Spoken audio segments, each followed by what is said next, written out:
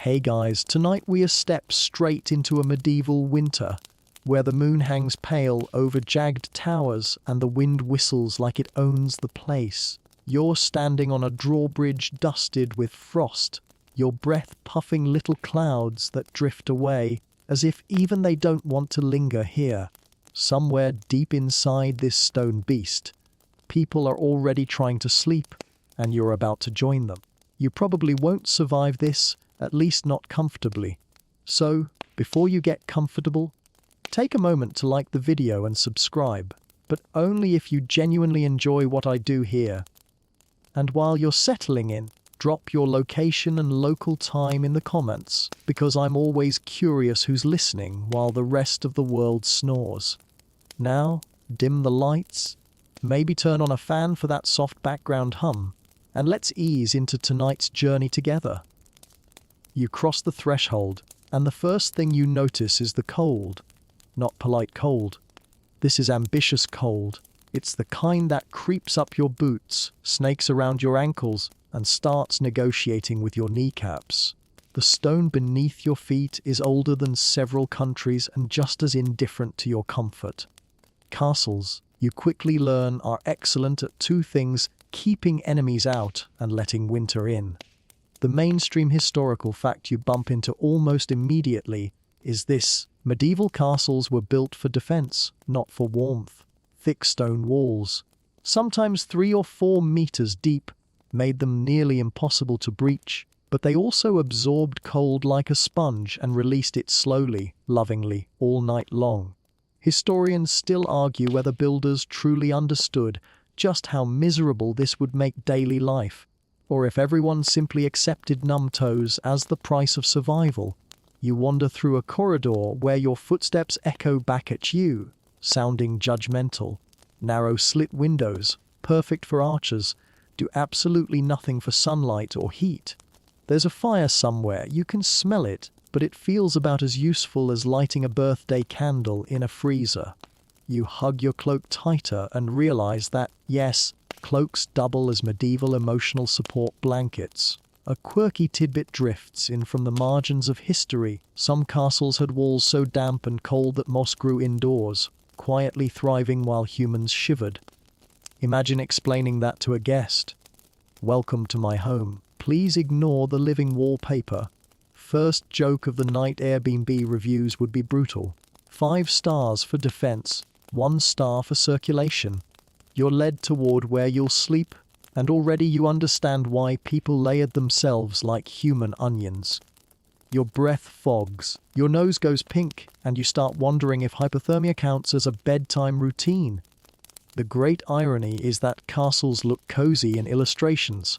Tapestries, glowing fires, noble figures reclining, but those images leave out the part where everyone secretly sleeps in hats. You pause by a window, peering out at the dark fields beyond the walls. The moat is rimmed with ice. Somewhere an owl questions your life choices. This is where you remember the cheeky reality check. You probably won't survive this. At least, not without complaining. And medieval people were world champions at quiet suffering. No central heating, no thermal socks, no electric blanket humming gently like a loyal pet. Just stone, straw, and stubbornness. Historians still argue whether medieval people felt the cold more intensely than we do, or if constant exposure toughened them in ways we can barely imagine. One camp says acclimatization worked wonders. Another insists everyone was perpetually miserable but too busy farming and fighting to write Yelp reviews about it.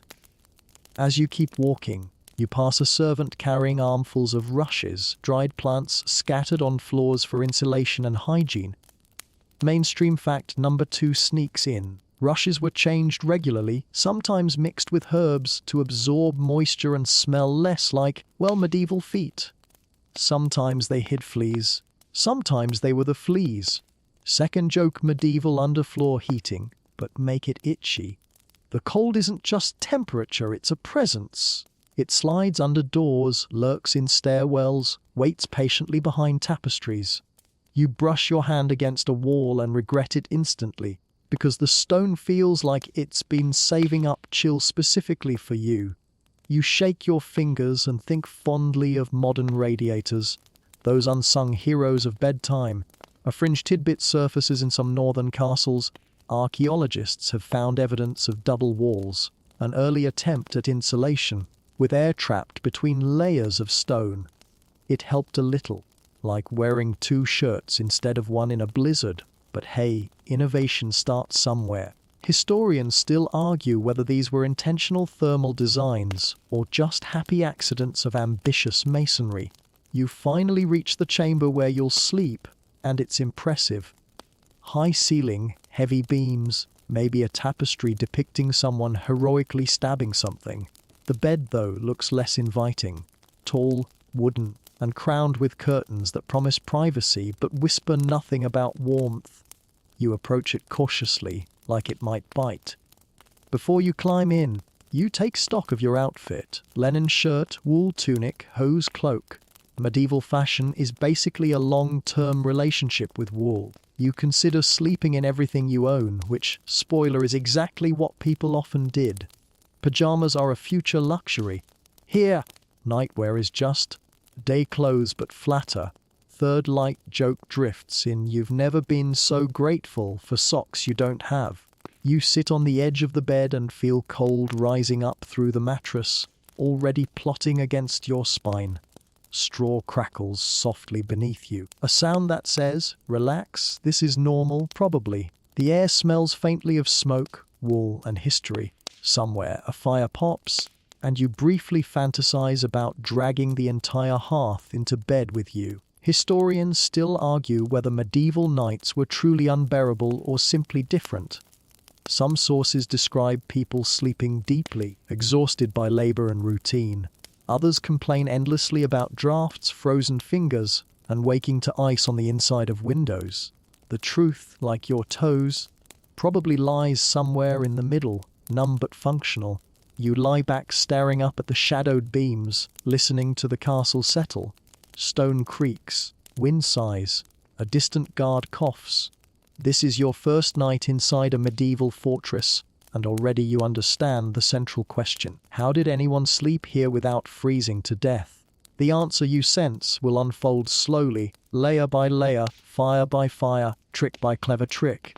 For now, you pull your cloak tighter, tuck your hands under your arms like a determined penguin, and let the cold wrap around you as the story begins to breathe. The night doesn't fully arrive all at once. It seeps in through mortar lines, slides down stairwells, and pools politely in corners before deciding to occupy the rest of the room. You shift beneath your layers and start to notice something important about the place itself. The castle is not your friend. It is a magnificent, brooding refrigerator with battlements. You ease out of bed for a moment, because yes, you already need to investigate your life choices and wander along the inner wall. The stone is thick, uneven, and faintly damp. Mainstream historical fact quietly clears its throat here. Medieval castle walls were intentionally massive to absorb the shock of siege weapons, often layered with rubble and mortar inside. This made them structurally brilliant and thermally tragic.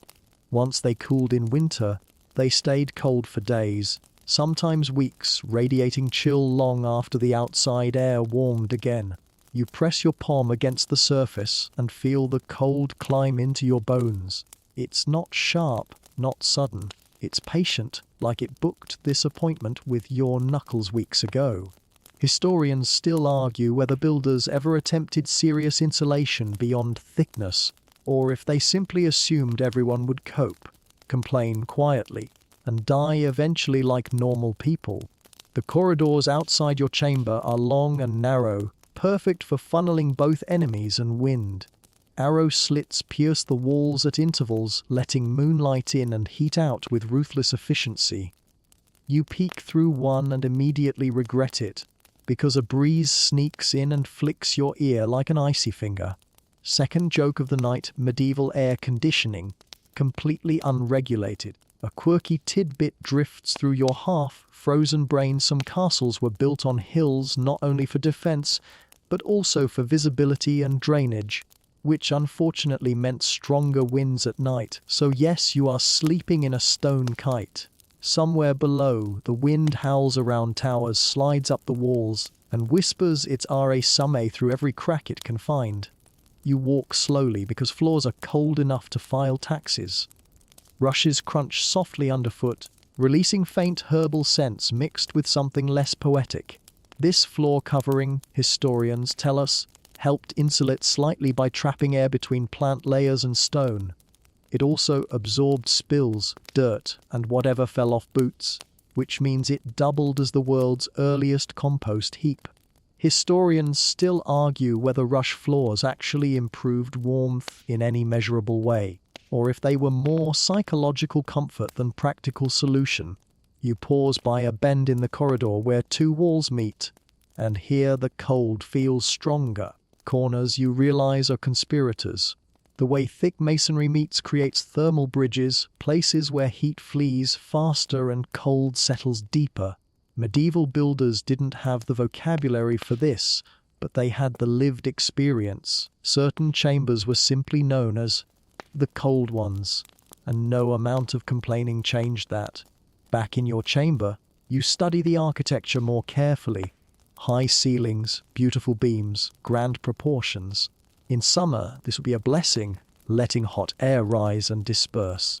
In winter, it's a vertical playground for heat to escape and abandon you entirely. Warm air floats up toward rafters you'll never touch, while you remain down here with your shivering elbows. Third light joke, heat goes to heaven, you go to hypothermia. Mainstream fact slides in again, fireplaces, though common in later medieval castles, were often inefficient and badly designed, with smoke escaping poorly and heat disappearing up the chimney. Early hearths were central, later ones moved to walls, but either way, only a small radius around them ever felt truly warm.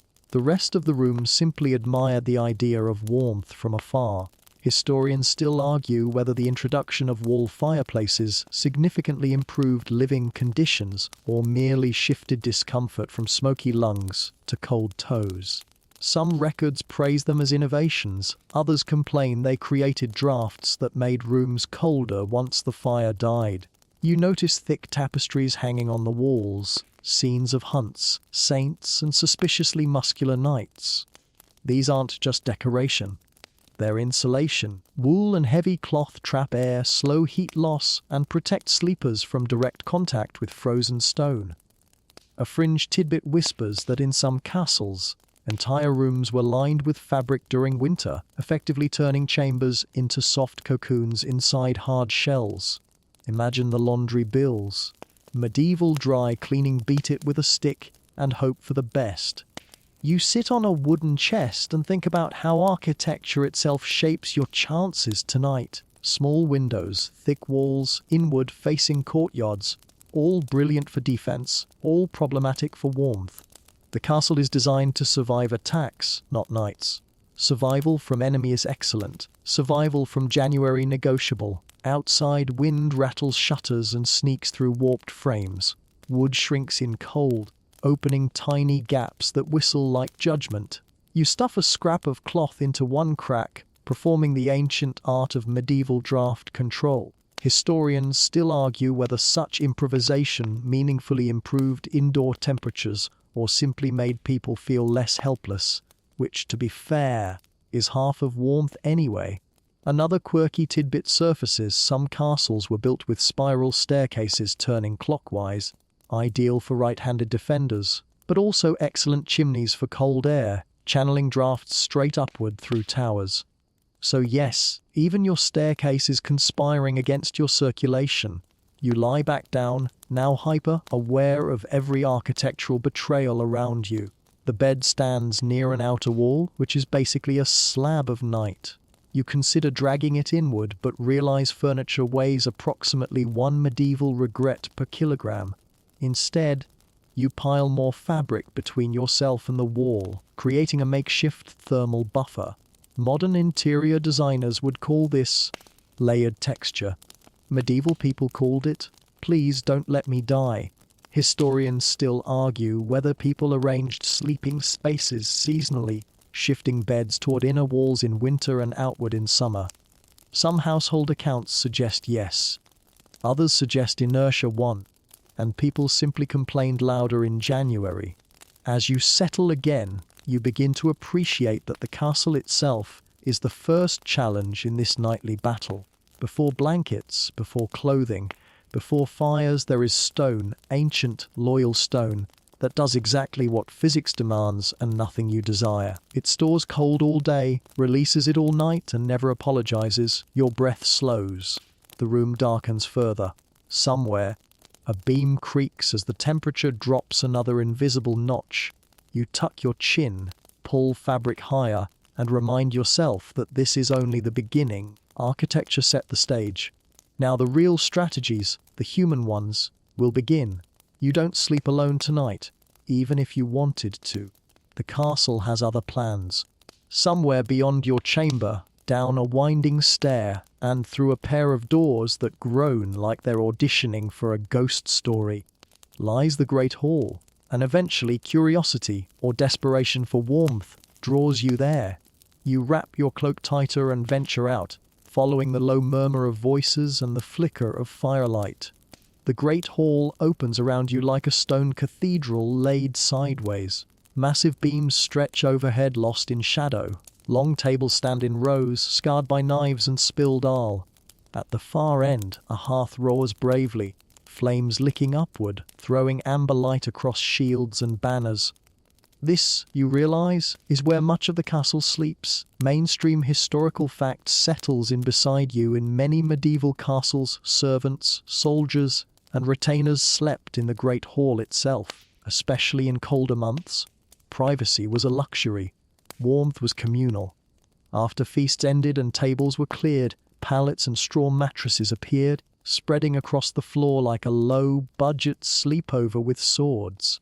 You edge closer to the fire, immediately understanding why this is prime real estate. The stones near the hearth are merely cold instead of murderous. Bodies cluster here, wrapped in cloaks and blankets, forming a loose, breathing barricade against winter. You choose a spot carefully, not too close to the flames. Sparks are rude, but not so far that your toes declare independence. Historians still argue whether communal sleeping was primarily about security, supervision, or thermal efficiency. One camp insists it kept servants available and protected valuables. Another points out the obvious 50 warm bodies in one room beat freezing alone in a turret. Honestly, both can be true, and your feet vote strongly for the second explanation. A quirky tidbit sneaks in. Some great halls had central hearths with smoke holes in the roof, meaning smoke drifted lazily upward and out, eventually. Until then, it hung around like a bad decision. So yes, warmth came bundled with coughing and watering eyes. Medieval spire experience, smoky lungs, warm ankles.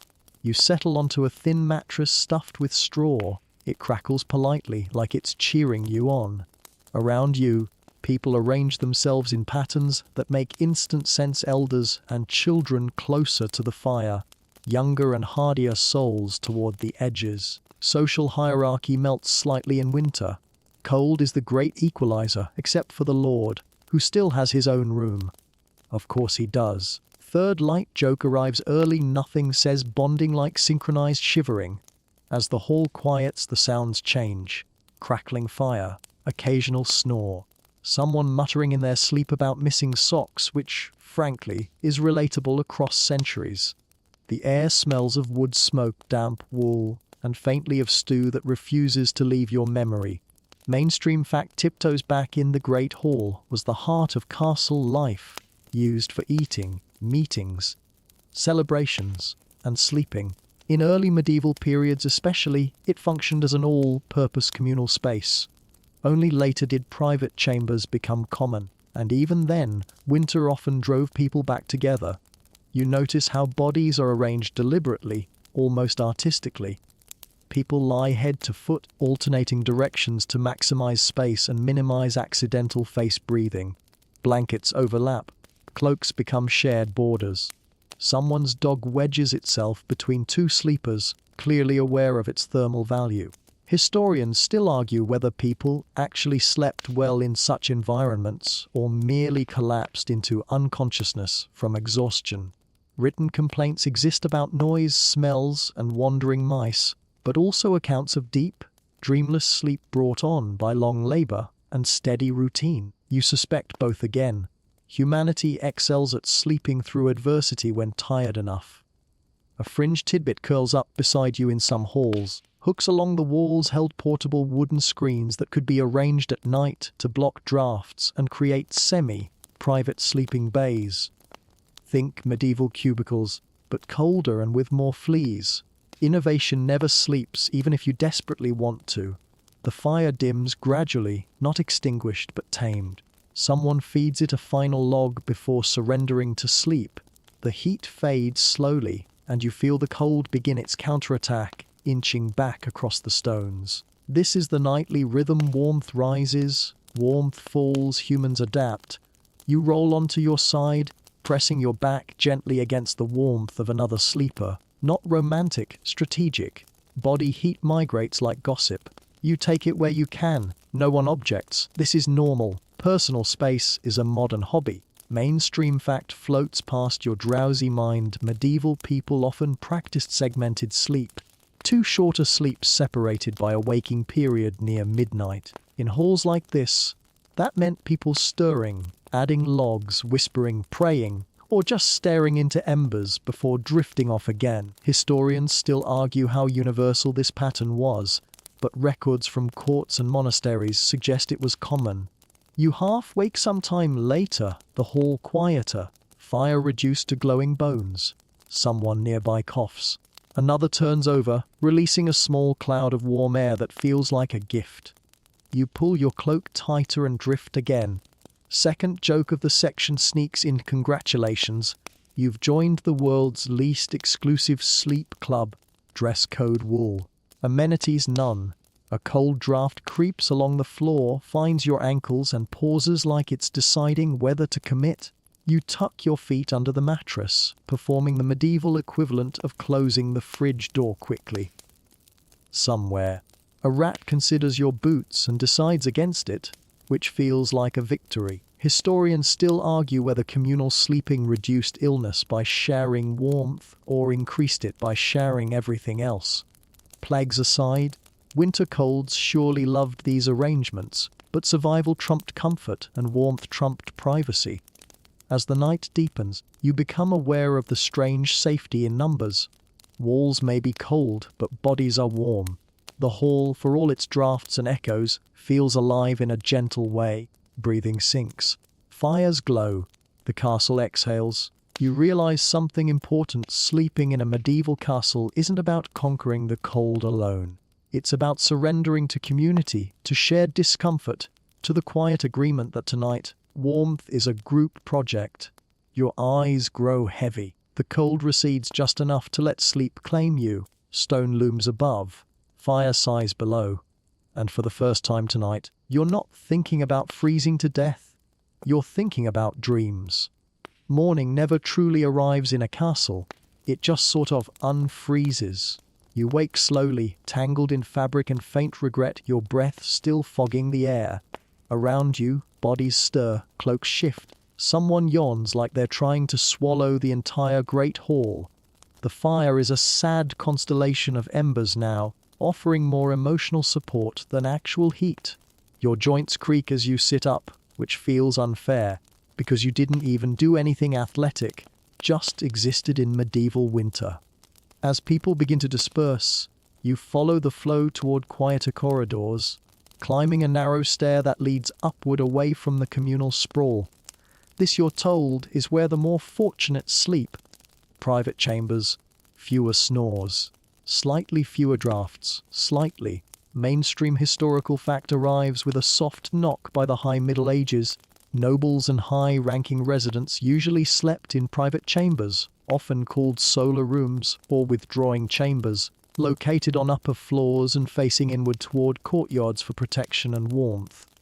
Rank bought you walls, doors, and occasionally the radical concept of sleeping without a stranger's elbow in your ribs. You enter one such chamber, and immediately notice the difference. Smaller space, lower ceiling, thicker hangings on the walls, fewer windows, and those that exist are shuttered tight. This room still isn't warm, but it's less aggressively cold. The kind of cold that judges quietly instead of loudly. Historians still argue whether private chambers were significantly warmer than halls, or merely more psychologically comforting. Some temperature reconstructions suggest the difference was only a few degrees. But when you're hovering near freezing, a few degrees is the difference between dignity and teeth, chattering percussion. A quirky tidbit floats in. Some noble chambers were built with guardrobes, medieval toilets jutting out over outer walls, which unfortunately created convenient channels for cold air to rise directly into sleeping spaces. So yes, sometimes the cold literally came from the toilet. Third joke lands softly: indoor plumbing, medieval edition, now with bonus hypothermia. The bed here is taller, sturdier, and framed in heavy wood. Curtains hang from rails, forming a little square tent around the mattress. This, you learn, is not just for privacy or romance, it's insulation. Bed curtains trap warm air around the sleeper, reducing drafts and creating a microclimate that feels almost civilized. Mainstream fact nods approvingly. Canopy beds became common among elites partly because they conserved heat. In some inventories, curtains are listed as valuable furnishings, sometimes costing more than the bed itself. Fabric in winter is infrastructure. You draw the curtains and instantly feel the difference. The air inside grows still. Your breath no longer vanishes as dramatically. You sit on the mattress and marvel at this tiny pocket of survivable temperature. Historians still argue whether these enclosed beds were primarily thermal devices or social signals of status. Probably both. Nothing says, "I'm important," like not seeing your breath indoors. A fringe tidbit sneaks in through the tapestry. Some wealthy households lined bed interiors with fur, fox, rabbit, even squirrel, creating soft, warm cocoons that doubled as fashion statements. Fur was the medieval weighted blanket with extra prestige. You notice the placement of the bed itself, not against the outer wall, tucked inward, buffered by other rooms. This is deliberate. Castle residents learned quickly that sleeping against exterior masonry was basically cuddling a glacier. Inner walls meant warmer nights, or at least nights that didn't involve frost forming on your eyebrows. Historians still argue how systematically people arranged chambers by season. Some records suggest lords moved between rooms depending on weather, favoring southern exposures in winter and higher, breezier rooms in summer. Seasonal real estate, medieval style. You wander the chamber studying the floor. Rugs. Actual rugs, woven thick, layered carefully. These insulate from stone below and signal wealth above. Mainstream fact whispers. Imported carpets from the Middle East were prized luxuries in European courts, valued as much for warmth as for beauty. Cold feet, it turns out, inspire international trade. Second light joke surfaces globalization began because someone's toes were unhappy. A fireplace dominates one wall, carved stone hood arching above it. Even cold, it feels like promise.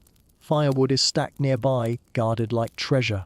Only the Lord's household gets regular fires at night. Everyone else makes do with embers or body heat. Hierarchy, once again, is measured in degrees Celsius. Historians still argue whether lords kept fires burning all night or let them die and rekindle at dawn. Wood was precious, forests finite, and chimney fires terrifying. Many sources suggest fires were banked overnight, leaving rooms cold by morning, no matter how noble you were. You open a shutter briefly and peer into the courtyard. Frost coats stones like powdered sugar. Breath clouds instantly. You close it fast, scolding yourself for curiosity. Even curiosity loses to cold. The chamber feels quieter than the hall, but not silent. Wind hums through beams. Somewhere, pipes, actual medieval pipes carved into walls to carry water, tick softly as they contract. The castle is a living organism, and winter is squeezing it gently, experimentally. A fringe tidbit warms your imagination in a few castles. Hypercost-style underfloor heating systems survived from Roman times, channeling warm air beneath rooms. Rare, expensive, and often malfunctioning, these were medieval luxury tech. Ancient central heating with a tendency to fail spectacularly. Historians still argue how widespread and effective these systems truly were. Your feet vote not widespread enough. You return to the bed, draw the curtains fully, and lie down again. The mattress here is softer, stuffed with feathers instead of straw. Feathers trap air beautifully, making them superior insulators. Mainstream fact glides by. Featherbeds became status symbols in the later Middle Ages, both for comfort and warmth. The poor slept on straw, the rich floated. Third joke drifts lazily. Finally, a cloud you can afford if you're rich. Inside the curtained space, the world shrinks. Cold presses from outside, but fabric slows it. Body heat pushes back. You curl slightly, not in desperation now, but in habit. This, you realize, is how people survived, not by conquering cold, but by negotiating with it, inch by inch, curtain by curtain. Historians still argue whether medieval nobles were truly comfortable or merely less uncomfortable than everyone else. Letters complain of freezing nights even in palaces. But here, wrapped in layers, shielded by walls and wealth, you understand something essential. Warmth in a castle is privilege, and tonight, for a little while, you have just enough of it. You begin to suspect the bed itself is doing more work than the walls ever did. When you wake again, because medieval sleep is less, 8 peaceful hours, and more, several confused naps. You take a closer look at what you're actually lying on. The mattress sighs softly under your weight, feathers shifting like they're gossiping about you. This, you realize, is no simple cushion. It's a carefully engineered survival device disguised as furniture. Mainstream historical fact slides into place. Medieval mattresses were typically stuffed with straw, hay, wool, or feathers, depending on wealth. Straw was common, cheap, and crunchy. Wool added warmth and softness. Feathers, especially goose feathers, were luxurious, insulating, and expensive. The richer you were, the less your spine met straw. Historians still argue how comfortable these beds truly were. Some say feather beds were heavenly, comparable to modern mattresses. Others point out that without regular cleaning, they flattened quickly and became lumpy, harboring moisture, dust, and the occasional ambitious insect. Comfort, like beauty, may have been relative. A quirky tidbit wriggles into awareness in some households. Mattresses were aired outdoors regularly, beaten with sticks, and sprinkled with herbs to deter pests. Think of it as medieval mattress maintenance. Second joke, nothing says good night like weaponized housekeeping. You lift a corner of the mattress and glimpse the layers beneath. A wooden frame supports ropes or leather straps woven tightly, forming a springy base. Over that lies a tick, basically a large fabric sack, stuffed with whatever your budget allowed. Straw pokes through seams like rebellious whiskers. Feathers leak occasionally, drifting around the room like tiny, defeated angels. Mainstream fact nods rope beds required periodic tightening, a process called sleeping tight. Yes, that phrase. It's not romantic, it's maintenance. Loose ropes meant sagging beds, cold air creeping under your back, and a spine shaped like medieval architecture. Historians still argue whether sleep tight truly comes from this practice or if it's a later folk etymology. Linguists debate, scholars shrug, and you just appreciate that at least someone cared about tension. The mattress itself is only part of the equation. Under it lies straw-filled bolsters, quilts, and sometimes fur pelts laid directly on the ropes to block drafts from below. Cold, you've learned, is sneaky. It rises. It waits. It attacks from underneath like a villain with excellent timing. A fringe tidbit surfaces in northern regions. People sometimes layered birch bark or reed mats under bedding as moisture barriers, keeping damp from stone floors from climbing into fabric. Early vapor control, medieval edition. You notice how the bed stands on legs lifting you off the floor. This is no accident. Mainstream fact glides by. Raising beds reduced exposure to ground cold and pests alike. Floors were the coldest surfaces in any room. Elevation was insulation. Third light joke arrives. Congratulations, you've achieved medieval climate control by inventing furniture legs. You sit cross-legged on the mattress and run your hands over the blankets piled nearby. Woolen blankets dominate, thick, scratchy, honest. Wool retains heat even when damp, making it ideal for castle life where humidity is basically a roommate. Linen sheets lie beneath, cool at first but quickly warming against skin. Historians still argue how many layers people typically used. Inventories list astonishing quantities: 2 sheets, 3 blankets, a coverlet, a quilt, sometimes a fur throw on top. Sleeping here is less about minimalism and more about building a personal insulation fort. A quirky tidbit tickles your mind: some medieval households perfumed bedding with lavender, rosemary, or rose petals, not just for scent, but to repel insects and, symbolically, bad dreams. Aromatherapy before it had a name. You lie back and experiment, pulling one blanket up, then another, then folding a third around your shoulders. The goal isn't just warmth, it's sealing gaps. Cold hunts openings. Neck, wrists, ankles. You tuck, roll, and cocoon yourself until only your nose remains exposed, bravely negotiating with the air. Mainstream fact whispers people often slept with multiple pillows, not just for comfort but to elevate heads away from drafts and damp. Pillows were stuffed like mattresses, straw for commoners, feathers for elites. Some were wedge-shaped, designed to support sitting sleep, which historians think reduced reflux and breathing issues. Historians still argue whether medieval people preferred flat sleeping or semi-upright positions. Art shows both. Texts are vague. Your neck votes for whatever doesn't freeze. You notice the weight of the blankets pressing gently down. This is accidental genius. Heavy coverings trap warm air close to your body, slowing convection. Modern weighted blankets claim therapeutic benefits. Medieval ones simply claimed your survival. Second joke surfaces lazily: medieval wellness trend.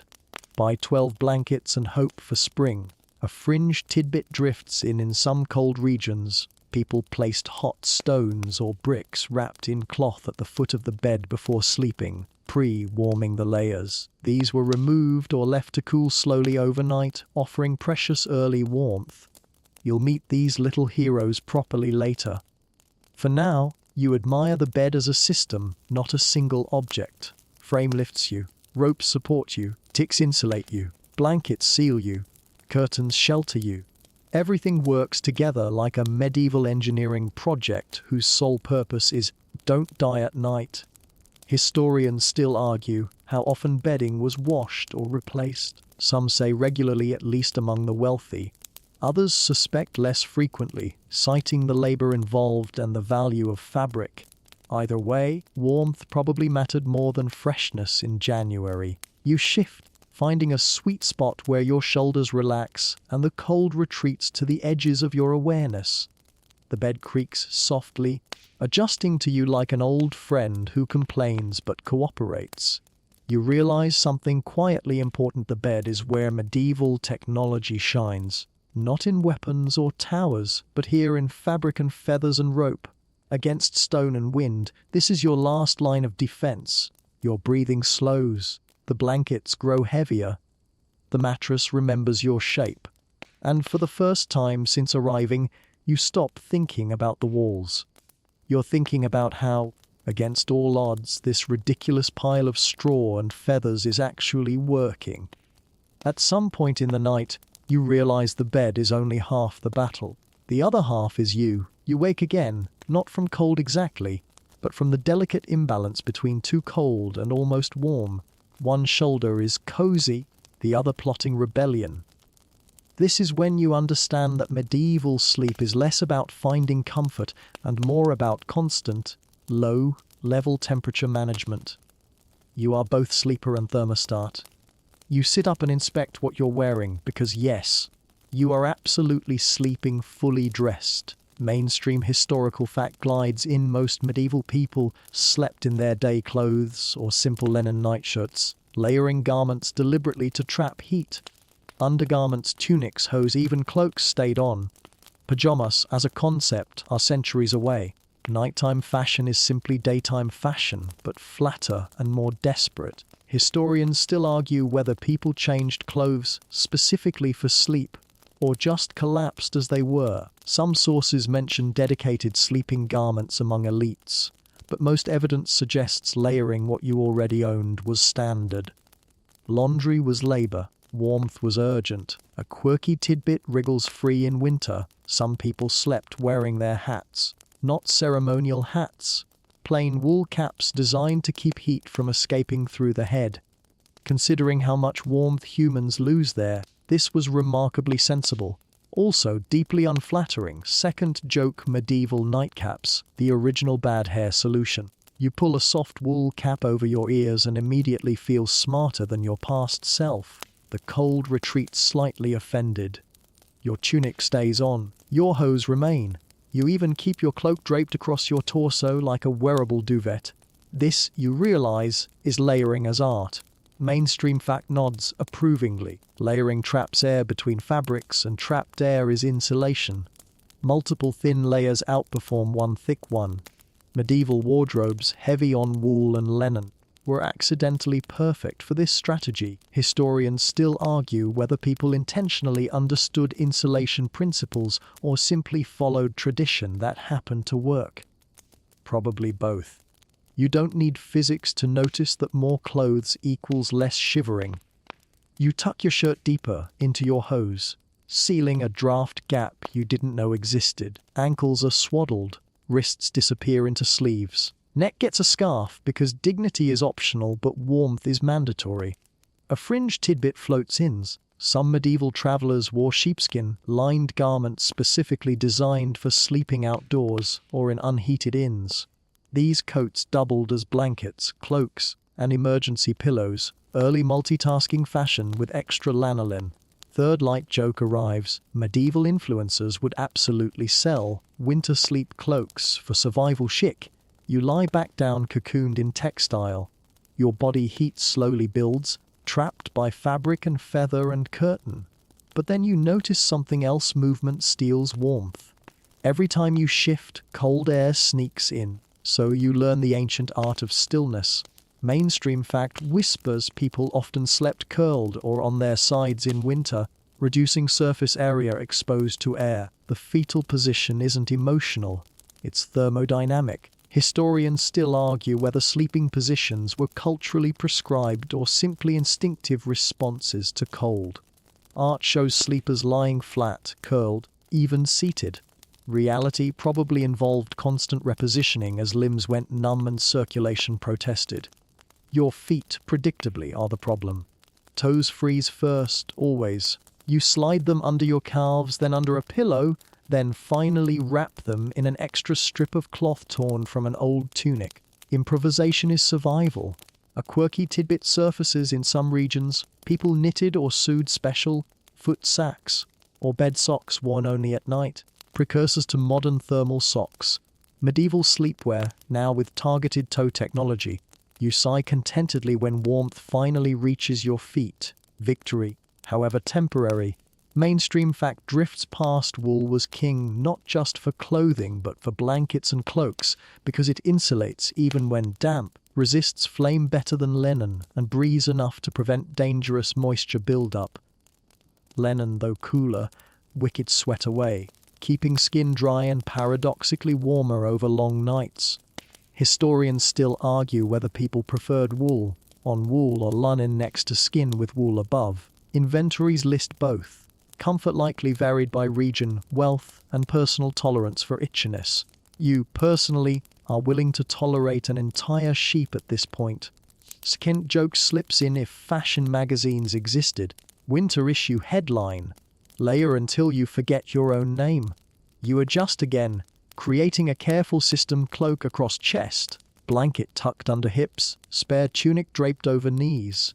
The goal is continuity, no seams where cold can enter.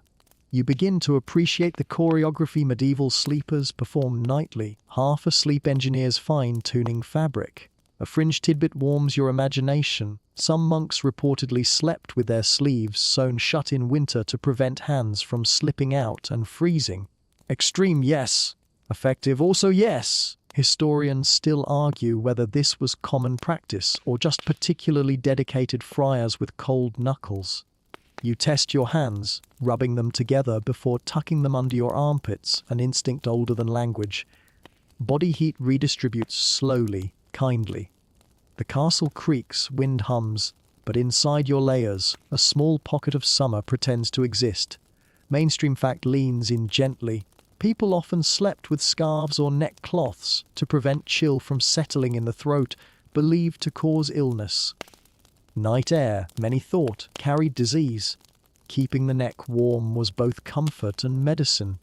Historians still argue how much of medieval night practice was medical theory versus folk habit. But when cold air brushes your throat and makes you cough, theory feels unnecessary.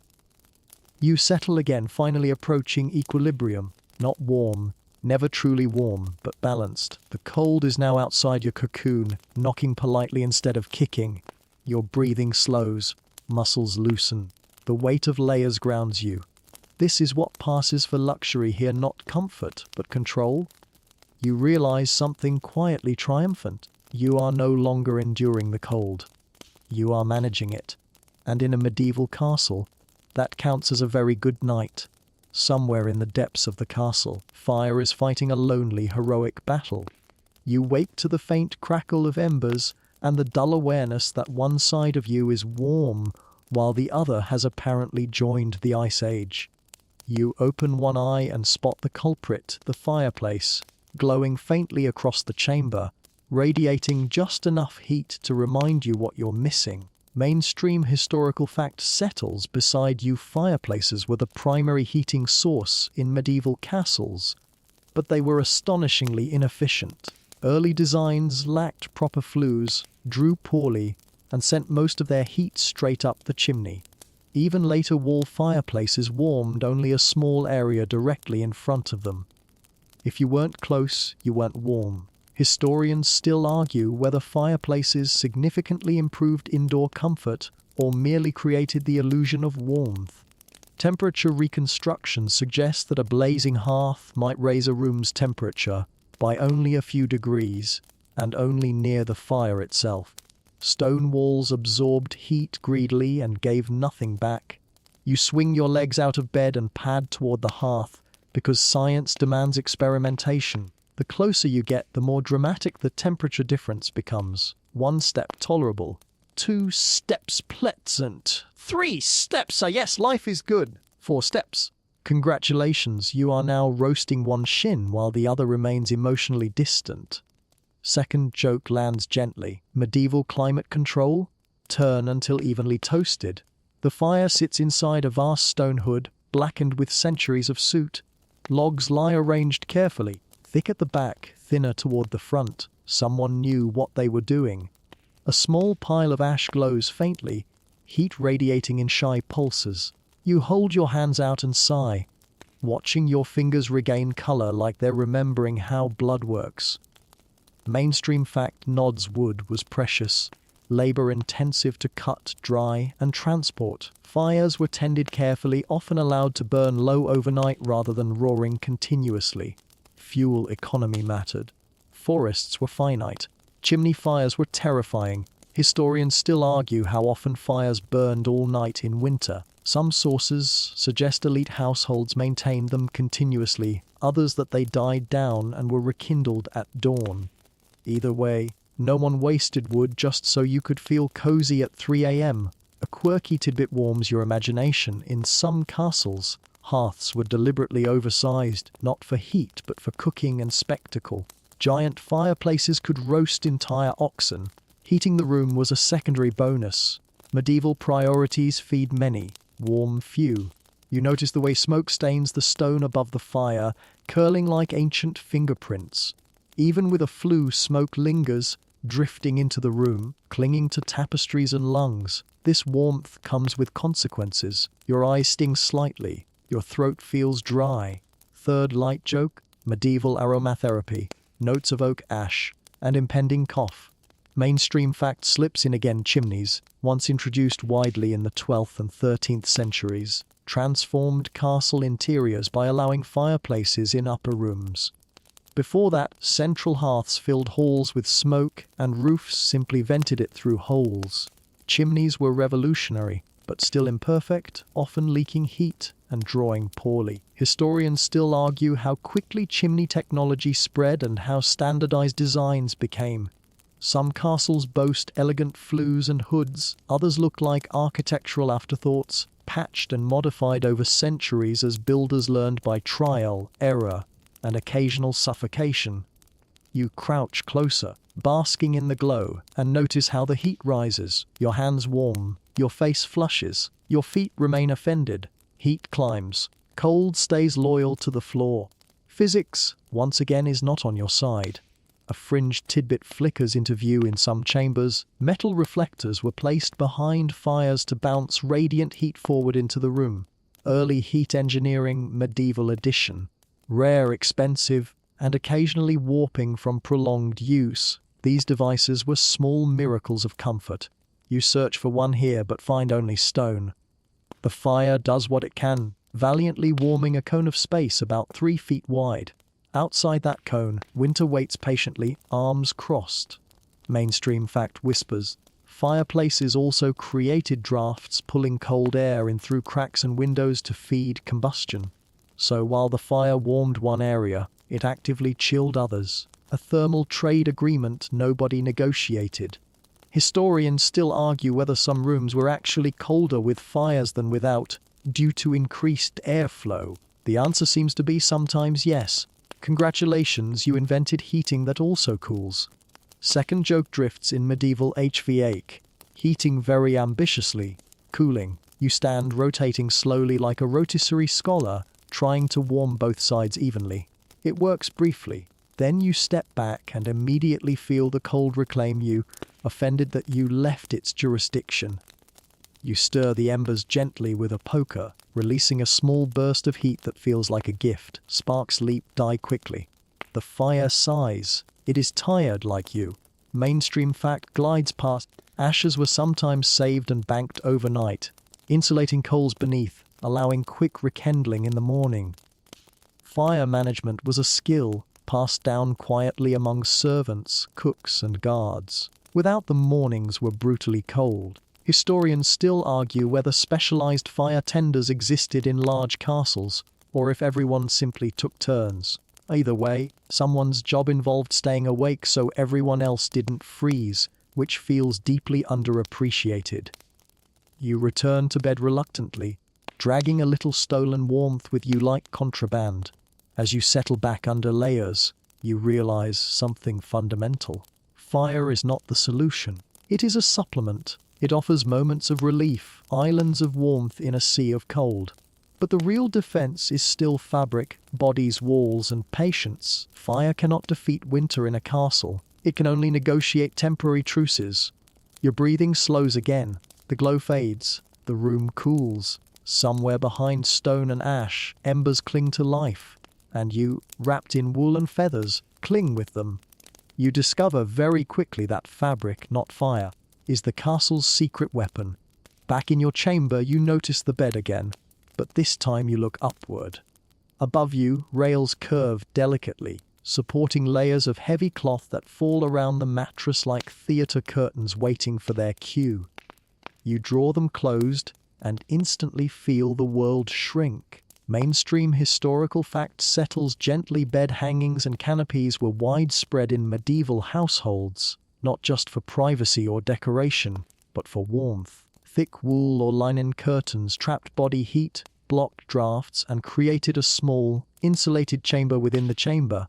In winter, these could mean the difference between sleeping and shivering until dawn. Historians still argue whether canopy beds originated primarily for thermal reasons or social ones. Some suggest they evolved from portable tent beds used in travel and warfare. Others say status came first, warmth second. Either way, cold made them indispensable. Inside the curtain enclosure, the air stills almost immediately. No breeze touches your face.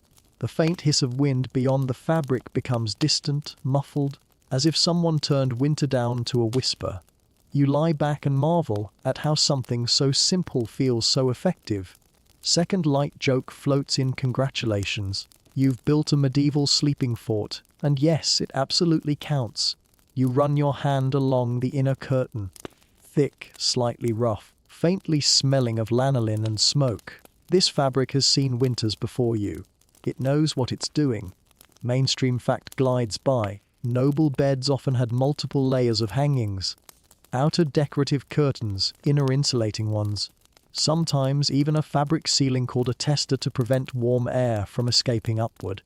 Entire microclimates hung from wooden rails. Historians still argue how standardized these systems were. Some inventories list elaborate multi-layer arrangements.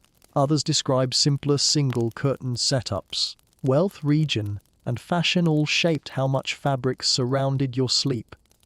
A quirky tidbit wiggles free in royal households. Bed hangings were sometimes embroidered with heraldry or biblical scenes, turning the sleeping space into a portable gallery. So yes, you might freeze less, but you'd do it while staring at angels.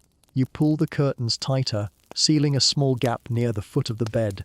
The temperature inside rises subtly, slowly, as your body warms the trapped air. This is medieval greenhouse technology, powered entirely by you. Mainstream fact nods approvingly. Even thin fabric dramatically reduces convective heat loss by preventing moving air from carrying warmth away. In drafty stone rooms, stopping airflow mattered more than adding heat. Historians still argue whether people fully understood this scientifically or simply noticed that curtains worked. Practical knowledge often outran theory by centuries. You don't need equations to feel less miserable.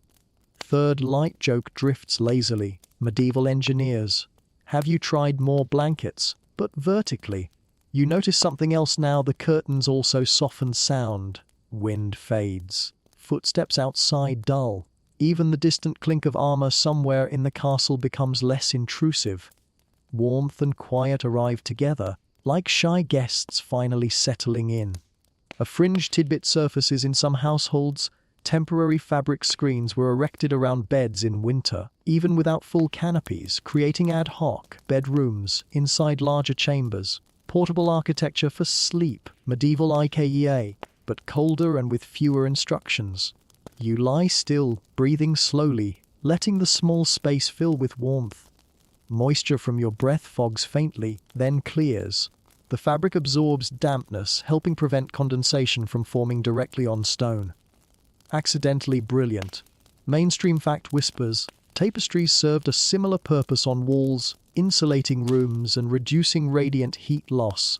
Together, wall hangings and bed curtains turned hard, echoing chambers into layered cocoons of cloth. Historians still argue how much difference this made in absolute temperature terms. Measurements suggest only a few degrees, but those few degrees at night, with no fire and no sun, were everything.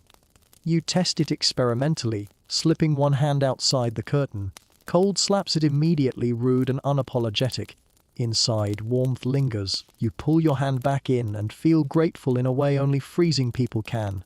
Second joke sneaks in, welcome to your medieval VIP lounge. No wind, limited oxygen, questionable upholstery. A faint downside emerges. The air inside grows still heavy. Smoke smells linger. Breathing feels warmer but slightly thicker. In tightly enclosed beds, oxygen slowly dropped and carbon dioxide rose, though rarely dangerously. Still, some people left small openings deliberately, trading a bit of cold for fresh air. Historians still argue whether enclosed beds ever posed real health risks, or if fears are exaggerated. Records mention stuffiness and headaches, but not suffocation. Balance has always ruled. You crack the curtain slightly near your head, creating a tiny vent. Cold sneaks in politely, just enough to refresh without attacking. The system stabilizes. A quirky tidbit tickles your mind. Some canopy beds had built-in shelves or pockets sewn into the curtains to hold candles, prayer books, or hand warmers. The bed was not just furniture. It was a workstation for surviving night. You tuck your hands under your chest, close your eyes, and finally feel something close to comfort. The castle remains vast, cold, and indifferent beyond your cloth walls, but here, in this hanging square of fabric, winter has lost its edge.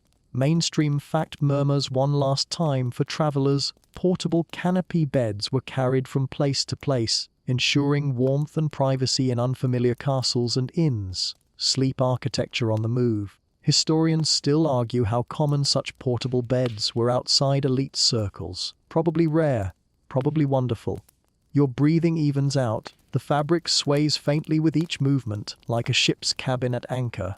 Stone looms outside. Wind prowls the corridors. But inside your small tent of cloth, warmth gathers. And for the first time tonight, you feel almost cozy. Eventually, even curtains and blankets admit a quiet truth. You are still not alone. At some point in the night, or perhaps toward that soft, blurry hour before dawn, you become aware of another presence near you. A shifting weight, a sigh, the subtle, unmistakable warmth of someone settling close, not an intrusion, an arrangement. Mainstream historical fact glides in gently. Shared sleeping was extremely common in medieval society across classes. Servants shared pallets, soldiers shared straw beds, travelers shared rooms, children shared with parents, apprentices with masters. Warmth, space, and supervision all encourage people to sleep together, often with several bodies in one bed. Historians still argue whether this was primarily about economy, safety, or heat. The answer, predictably, is all three. Beds were expensive. Rooms were limited. Winter was persuasive. You shift slightly, making room, and feel the immediate effect. Another body nearby changes everything. The air inside the curtains warms faster. The cold hesitates. Your shoulder presses lightly against someone else's arm, and you both instinctively adjust until the contact becomes efficient rather than awkward. Second light joke drifts in medieval spooning. Strictly professional, entirely thermodynamic. The arrangement is practical. Bodies line up side by side, alternating directions so heads and feet interlock like puzzle pieces. This maximizes space and distributes warmth evenly. Blankets stretch across multiple sleepers, becoming shared borders rather than personal property. Mainstream fact nods medieval accounts describe entire families sleeping together in one bed, especially in winter. Children clustered near parents. Elderly relatives took the warm center. Heat hierarchy formed naturally without meetings or memos. Historians still argue how often unrelated adults shared beds. Some inn records and court cases suggest it was normal and unremarkable, especially among travelers and soldiers. Privacy, as a concept, is largely modern. Warmth was ancient. A quirky tidbit wriggles into awareness in some guild houses and monasteries. Long dormitory beds were built intentionally wide to accommodate multiple sleepers, each with their own blanket, but sharing a mattress and body heat. Early co-working spaces, now with snoring. You notice the subtle choreography. Someone curls closer when the fire fades. Another rolls away when they overheat. Hands tuck, feet search, blankets migrate slowly through the night like cautious animals. Mainstream fact whispers, human bodies at rest release about 70 to 100 watts of heat. Multiply that by 3 or 4 sleepers, and suddenly your bed becomes a small, organic furnace. Not glamorous, but effective. Historians still argue how much this truly raised temperatures. Measurements suggest only a few degrees in open rooms, but inside curtained beds, the effect could be significant. Enough to prevent frostbite. Enough to sleep. Third light joke surfaces lazily renewable energy, medieval edition, powered entirely by snoring. A faint downside appears, of course. Breathing grows heavier, air thickens. Someone's foot is undeniably cold and finds your calf like it's seeking asylum. You flinch, then accept your fate. Survival requires compromise. A fringe tidbit floats by in some northern cultures. People deliberately slept in tightly packed groups, sometimes 3 or 4 to a bed, during extreme winters. Archaeological evidence from Viking Age halls suggests dense sleeping arrangements were common during cold seasons. Warmth trumped dignity. Historians still argue whether medieval Europeans adopted similar extremes during severe winters or relied more on fabric and fire, likely both, depending on region and crisis. When cold bites hard enough, etiquette loosens quickly. You listen to the breathing around you, slow and uneven, a soft chorus of sleeping lungs. It's oddly comforting. The castle feels less empty, less hostile, when filled with human sound. Even the wind seems quieter, outnumbered. Mainstream fact glides past. Shared sleeping also offered protection. In an age of fire theft and sudden alarms, being near others meant quicker waking, faster response. Warmth and security traveled together. Historians still argue how much this affected sleep quality. Some sources complain of noise, movement, and odors. Others praise the comfort of company. You suspect it depended entirely on who ended up next to you. Second joke slides in gently medieval roommate reviews. Warm sleeper, mild snorer, steals blankets. You adjust your position, settling into a shared rhythm. Shoulders align. Knees tuck. Blankets are negotiated silently inch by inch. The cold outside the curtains presses in, but now it meets a wall of combined heat. You realize something quietly profound. This is not just accidental. Medieval life is communal by design. Work is shared. Meals are shared. Faith is shared. And in winter, even sleep becomes collective defense against the season.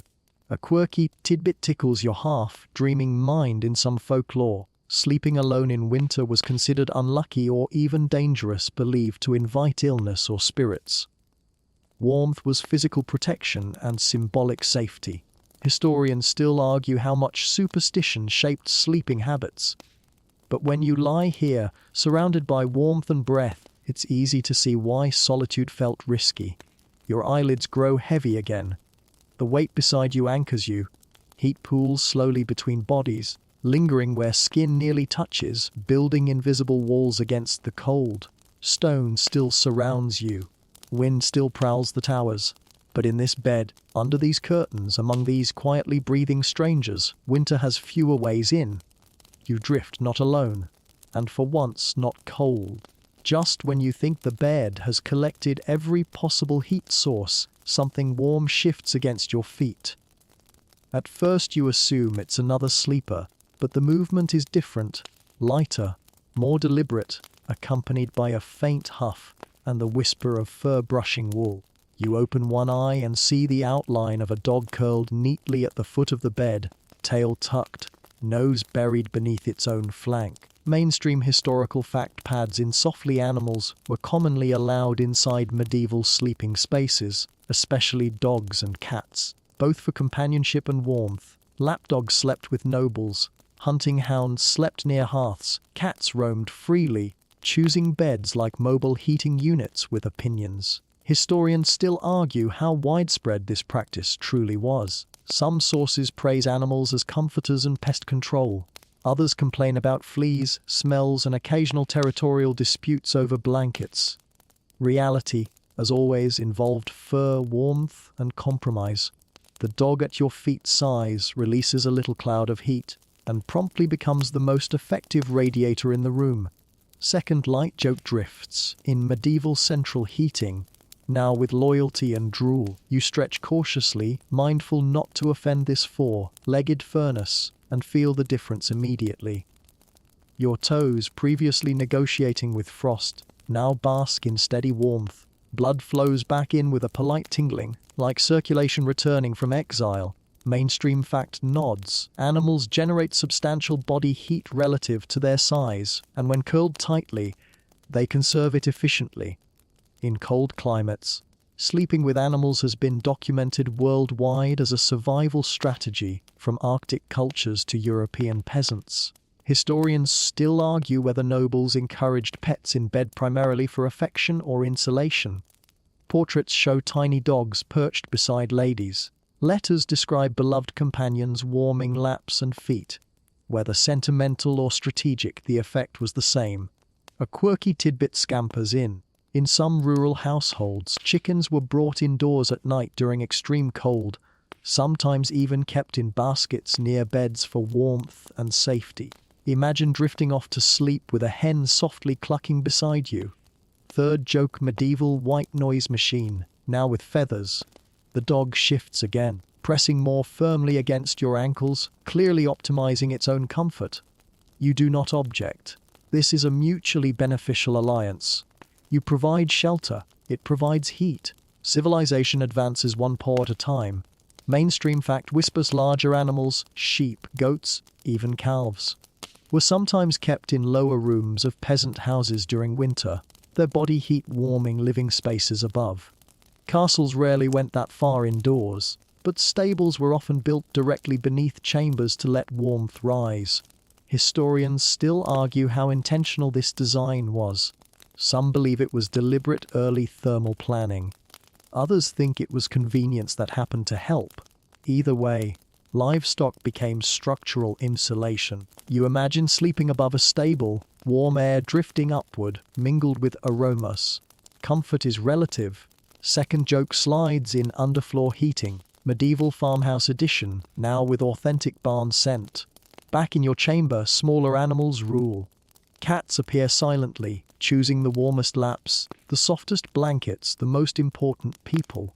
One leaps lightly onto the bed and circles twice before settling near your hip, vibrating with contentment. Mainstream fact smiles. Cats were prized in castles not only for warmth and companionship, but for pest control. Mice loved grain stores. Cats loved mice. Humans loved not being eaten alive by fleas and rodents. Warmth came with security. Historians still argue how affectionately animals were treated. Some accounts describe pampered pets with jeweled collars and dedicated servants. Others show working animals tolerated rather than loved. You suspect warmth softened many opinions. A fringed tidbit curls up in your memory. Medieval lapdogs were sometimes bred specifically small so they could be carried in sleeves or tucked into beds as portable heaters. Literal hand warmers with opinions. You reach down and scratch the dog's ear absently. It thumps its tail once, then settles deeper, transforming itself into a furry brick. The bed temperature rises another quiet notch. Mainstream fact murmurs animal fur traps heat extraordinarily well, and when combined with human blankets, creates layered insulation that rivals modern synthetics. No patent required. Nature did the R&D. Historians still argue whether people consciously sought animals for warmth or simply enjoyed their presence and noticed the benefit later. Either way, winter nights rewarded anyone willing to share space with fur and occasional fleas.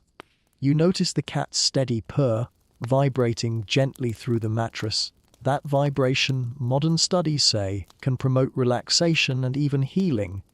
Medieval people didn't know that.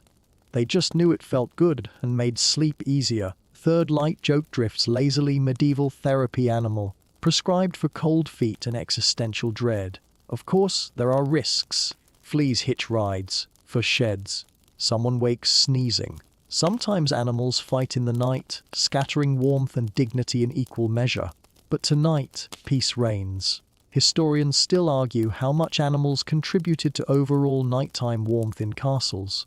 Probably modest in large halls, significant in small chambers and curtained beds. But when you're freezing, even a few extra degrees feel miraculous. You curl slightly, unconsciously protecting your new heat source from drafts. The dog exhales warmly. The cat twitches in its sleep. Outside, wind scratches at shutters, ignored. Stone remains cold. Fire remains distant. But fur is immediate. Your breathing slows, sensing not just with other humans now, but with animals too. The bed becomes a small ecosystem of warmth, layered and breathing, alive in the middle of winter. You drift again, wrapped in wool, feathers, fabric and fur. And for the first time tonight, your toes are genuinely happy. At some point before dawn, when the fire has finally surrendered and even the dog's heroic warmth begins to feel negotiable, someone arrives with a quiet solution that feels almost magical. You half wake to the soft scrape of metal on stone and the gentle hiss of steam.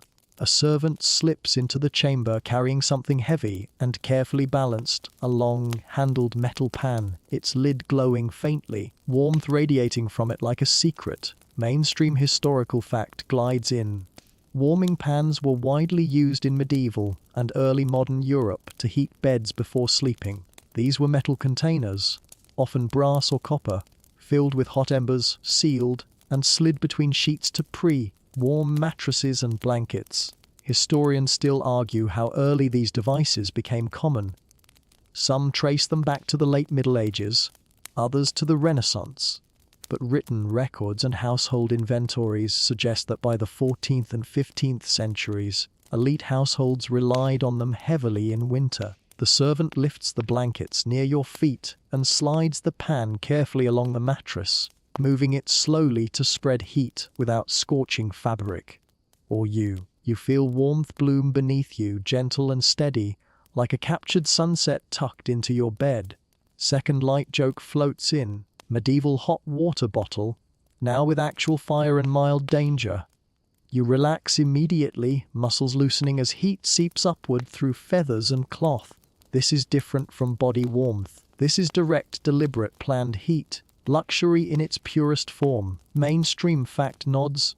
Warming pans were used just before bedtime and removed before anyone lay fully down, because embers could ignite fabric or cause burns. Accidents happened. Bed fires were a real and terrifying risk in wooden castles full of straw and cloth. Historians still argue how often such accidents occurred. Court records mention occasional disasters, beds catching fire, curtains igniting, entire chambers lost. But careful servants, proper lids, and slow movements usually prevented catastrophe. A quirky tidbit warms your imagination. Some warming pans were elaborately decorated, engraved with coats of arms or romantic motifs, turning practical tools into status symbols. Nothing says, "I'm wealthy," like custom fire on a stick. You roll slightly as the pan passes beneath your back, and warmth spreads in a slow wave, chasing away the last stubborn patches of cold. Even the dog lifts its head briefly, confused by the sudden temperature upgrade, then sighs and sinks deeper into sleep. Mainstream fact whispers. In poorer households, where metal pans were rare, people used heated stones, bricks, or even baked apples wrapped in cloth to warm beds. These improvised heaters cooled faster but still offered precious early warmth. Historians still argue which method was more common outside elite circles. Archaeological finds show heated stones in many regions. Written sources mention bricks frequently. Apples appear in folklore and household manuals. Whatever held heat and didn't immediately burn through sheets was acceptable. Third light joke drifts lazily. Medieval bedtime routine. Brush teeth, say prayers, insert glowing rock. The servant withdraws, leaving behind a pocket of captured warmth that slowly diffuses through the bedding. For a few precious minutes, the bed feels almost modern, almost civilized. You stretch carefully, savoring the rare sensation of warmth without effort. Mainstream fact glides by. Some warming pans were filled not with embers but with hot water or sand, reducing fire risk but offering less intense heat. Designs evolved over centuries, experimenting with safety, efficiency, and durability. Historians still argue whether warming pans significantly improved sleep quality or simply provided short-lived comfort before cooling. But even brief warmth could help people fall asleep faster, trapping heat under blankets once bodies took over. A fringe tidbit flickers in some regions. People placed heated tiles under pillows to keep faces warm, believing cold cheeks caused headaches or illness. Medieval skincare, now with thermal therapy. You feel the heat fade slowly, replaced again by body warmth and fabric insulation. But now the system has momentum. The mattress is warm. The blankets are preheated. The cold, pushed back briefly, struggles to reclaim ground.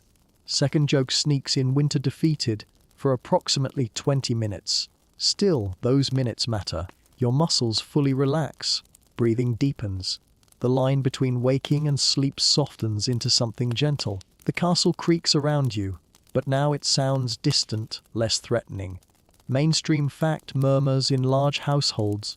Warming beds for lords and ladies was a specific servant duty, sometimes assigned to trusted attendants because it required entering private chambers at night. Warmth came with intimacy, responsibility, and a strict rule: do not set the boss on fire. Historians still argue how often warming pans were used nightly versus reserved for the coldest spells. Fuel cost, labor, and risk all mattered. Probably not every night, but on bitter evenings like this, they were worth every glowing ember. You shift once more, settling into the last traces of borrowed heat. The dog stretches, pleased. The cat purrs louder. Other sleepers sigh softly, unaware of the small miracle that just passed beneath them. A quirky tidbit lingers. In some wedding traditions, warming the marital bed was symbolic, representing fertility, comfort, and prosperity. Fire and feathers, blessings wrapped in brass. You smile faintly, half dreaming now, carried by warmth that feels intentional rather than accidental. Stone still surrounds you. Wind still prowls the towers.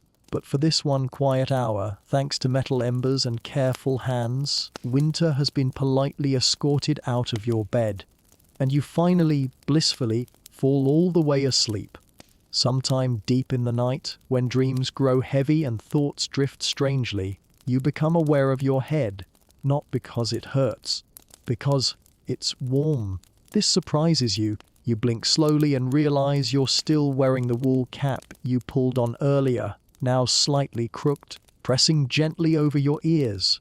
Your breath fogs faintly, but your scalp, that great escape hatch for heat, remains comfortably insulated. Mainstream historical fact settles in: medieval people commonly wore nightcaps, hoods, or soft coifs to bed, especially in winter. Since a significant amount of body heat is lost through the head, covering it was one of the most effective ways to stay warm overnight. Historians still argue whether people fully understood the science or simply noticed the effect. Either way, night headwear became standard across classes, from peasants in wool hoods to nobles in linen or silk-lined caps. Second light joke drifts in medieval fashion tip: if your ears are warm, your soul will follow. You adjust the cap slightly and notice how it traps warmth around your temples and neck.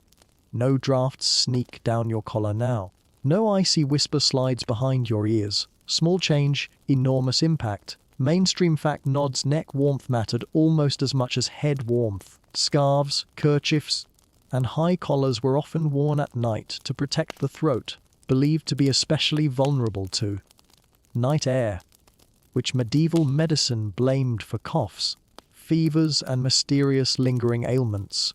Historians still argue how much of this fear was superstition versus practical observation. But when cold air brushes your throat and makes you wake, horse theory feels irrelevant. A quirky tidbit curls into your drowsy mind. Some medieval physicians recommended sleeping with the head slightly elevated and covered to preserve vital spirits from escaping during the night. Warmth wasn't just comfort, it was thought to guard the soul. You smile faintly at the idea of your spirit trying to sneak out through your scalp. Third light joke floats by: medieval ghost prevention. Just wear a hat.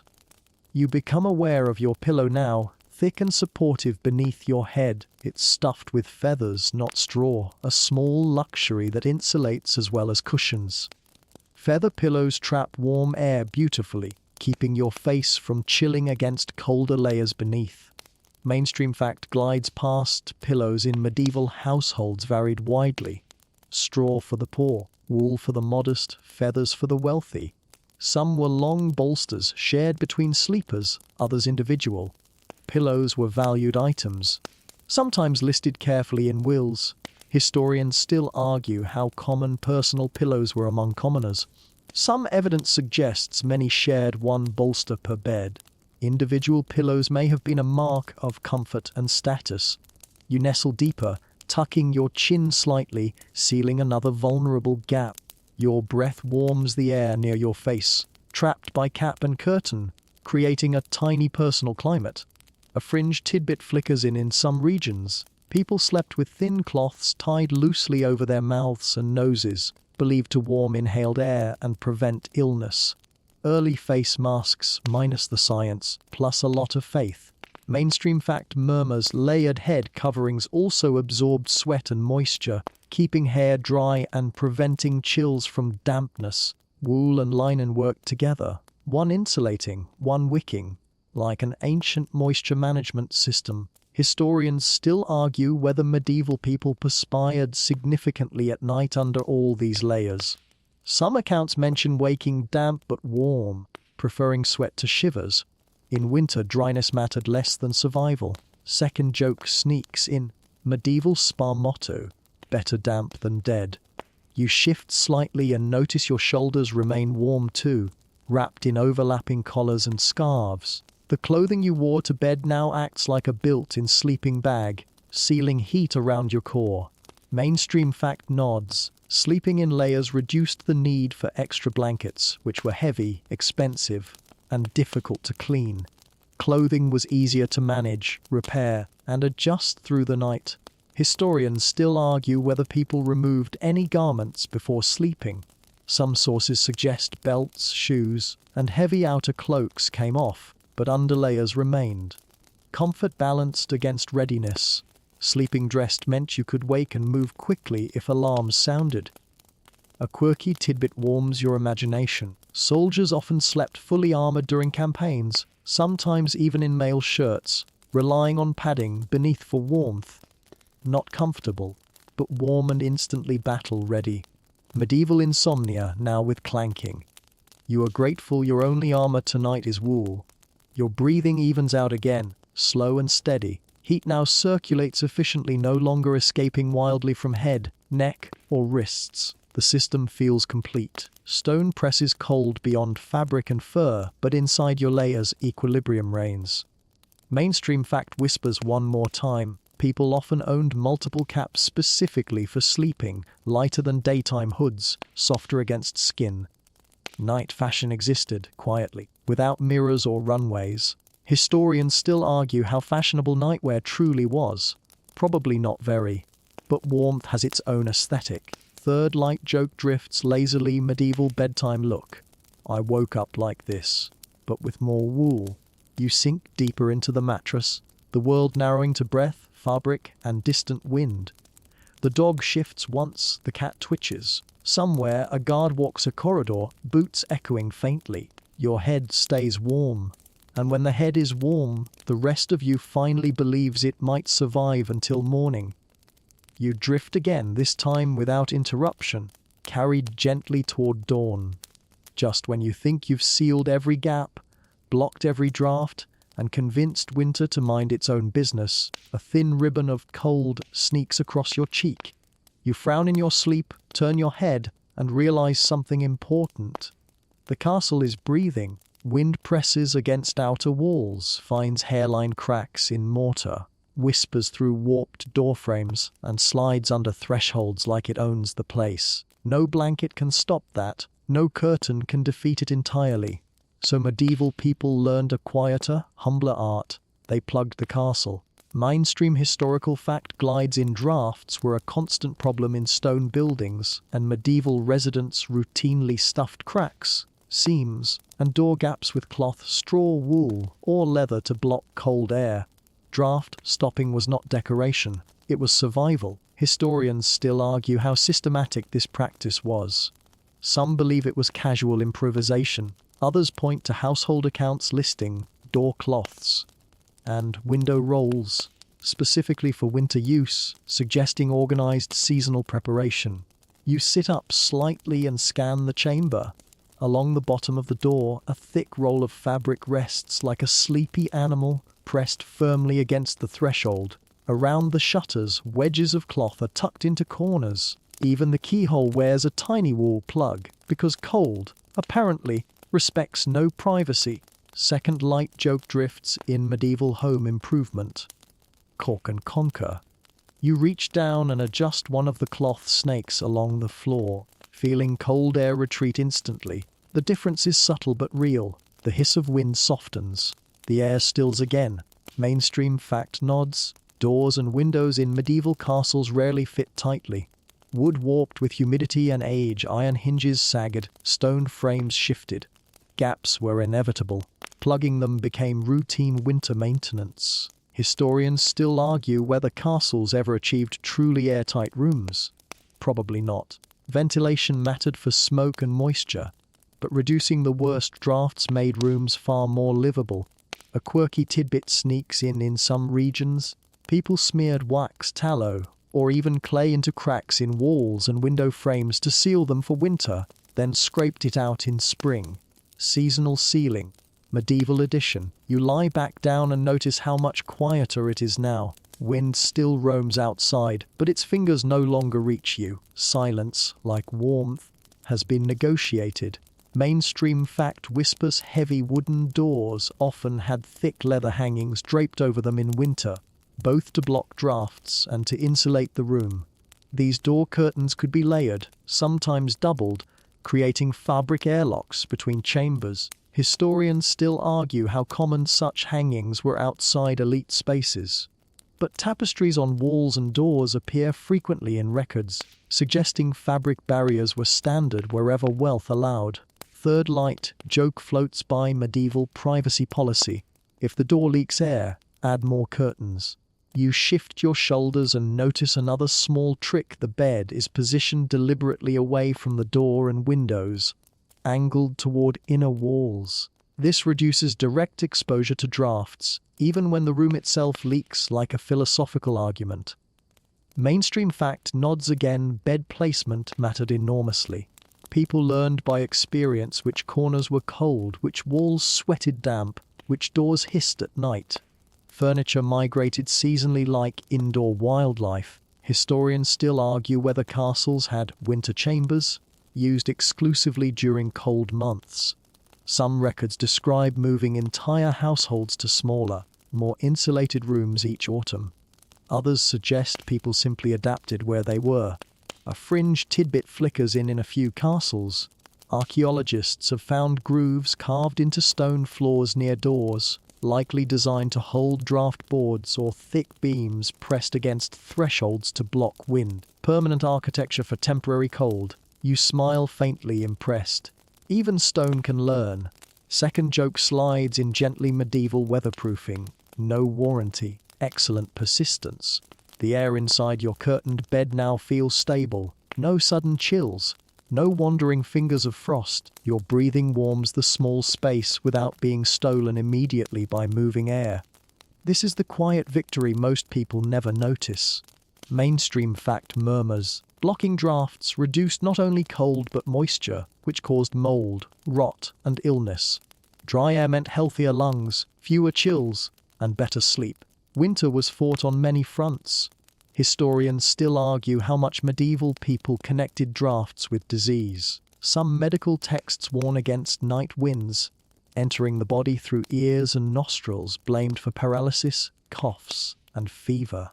Blocking airflow was both comfort and medicine.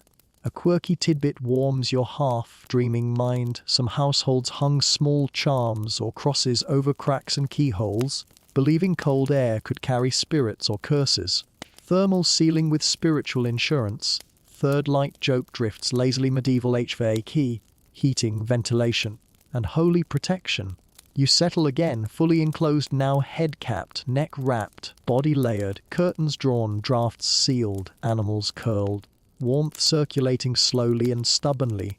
The castle continues to groan and sigh, adjusting to temperature shifts, but it no longer reaches you directly. The cold stands outside your defenses, tapping politely instead of bursting in. Mainstream fact whispers one last time. Winter preparations in castles began weeks before cold arrived. Checking shutters, hanging tapestries, sealing windows, moving furniture. Survival required planning, not just blankets. Historians still argue how much these preparations improved average temperatures. Numbers remain modest, but comfort is cumulative. 10 small improvements add up to one tolerable night. Your eyelids grow heavy again, deeper this time. The room feels steady. The bed holds warmth like memory. Wind prowls the towers. Stone holds the cold.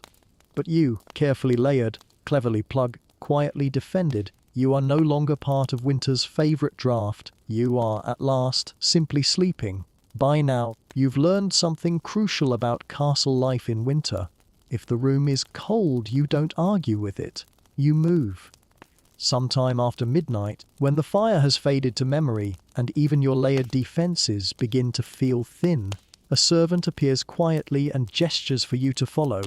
No words, just a candle, a knowing look, and the unspoken message this chamber has lost the war. Mainstream historical fact glides in large castles. Residents often changed sleeping rooms seasonally, moving into smaller, more insulated chambers during winter. Lords, ladies, and favored household members migrated inward and downward, away from outer walls and high, drafty towers. Historians still argue how formalized this practice was. Some castles had designated winter rooms. Others improvised year by year, but household accounts frequently mention moving furniture, bedding, and hangings with the seasons. You wrap your cloak around yourself and follow the candle through a maze of corridors that feel noticeably colder now. The deeper you go, the warmer it becomes. Slightly fewer windows, thicker surrounding walls, more neighboring rooms sharing heat like silent allies. Second light joke drifts in medieval real estate rule. Location, location, insulation. The new chamber is smaller, lower ceilinged, tucked against the inner courtyard. No outer wall directly exposed to night wind. Tapestries line nearly every surface. The fireplace is modest but still warm enough to glow faintly. This room feels chosen. Mainstream fact nods. Inner chambers benefited from passive heating, from surrounding rooms, kitchens, stables, and human activity. Heat traveled through stone slowly but steadily, making central spaces noticeably warmer than perimeter towers. Historians still argue how intentional castle designers were about thermal zoning. Some believe this was deliberate planning. Others say residents simply discovered through experience which rooms didn't try to kill them. In January, a quirky tidbit sneaks in some palaces. The Lord's winter chamber was nicknamed the warm room, while summer chambers were higher, breezier, and more ornate. Seasonal migration happened entirely indoors, no horses required. You notice the bed here is closer to the hearth, angled to catch radiant warmth without roasting. Curtains hang thicker.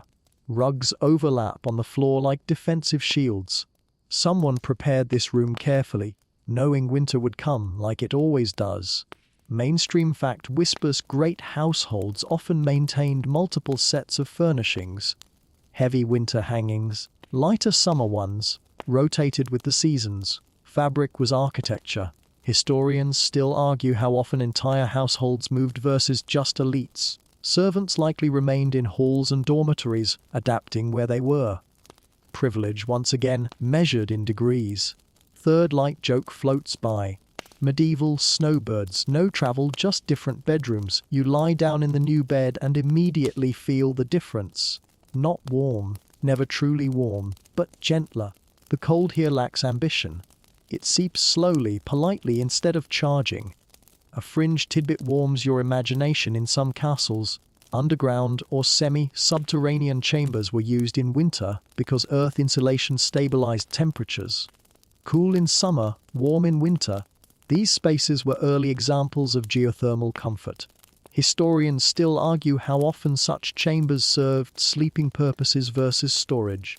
But when cold bit hard, any stable temperature felt luxurious. You listen to the sounds of the castle in this deeper place.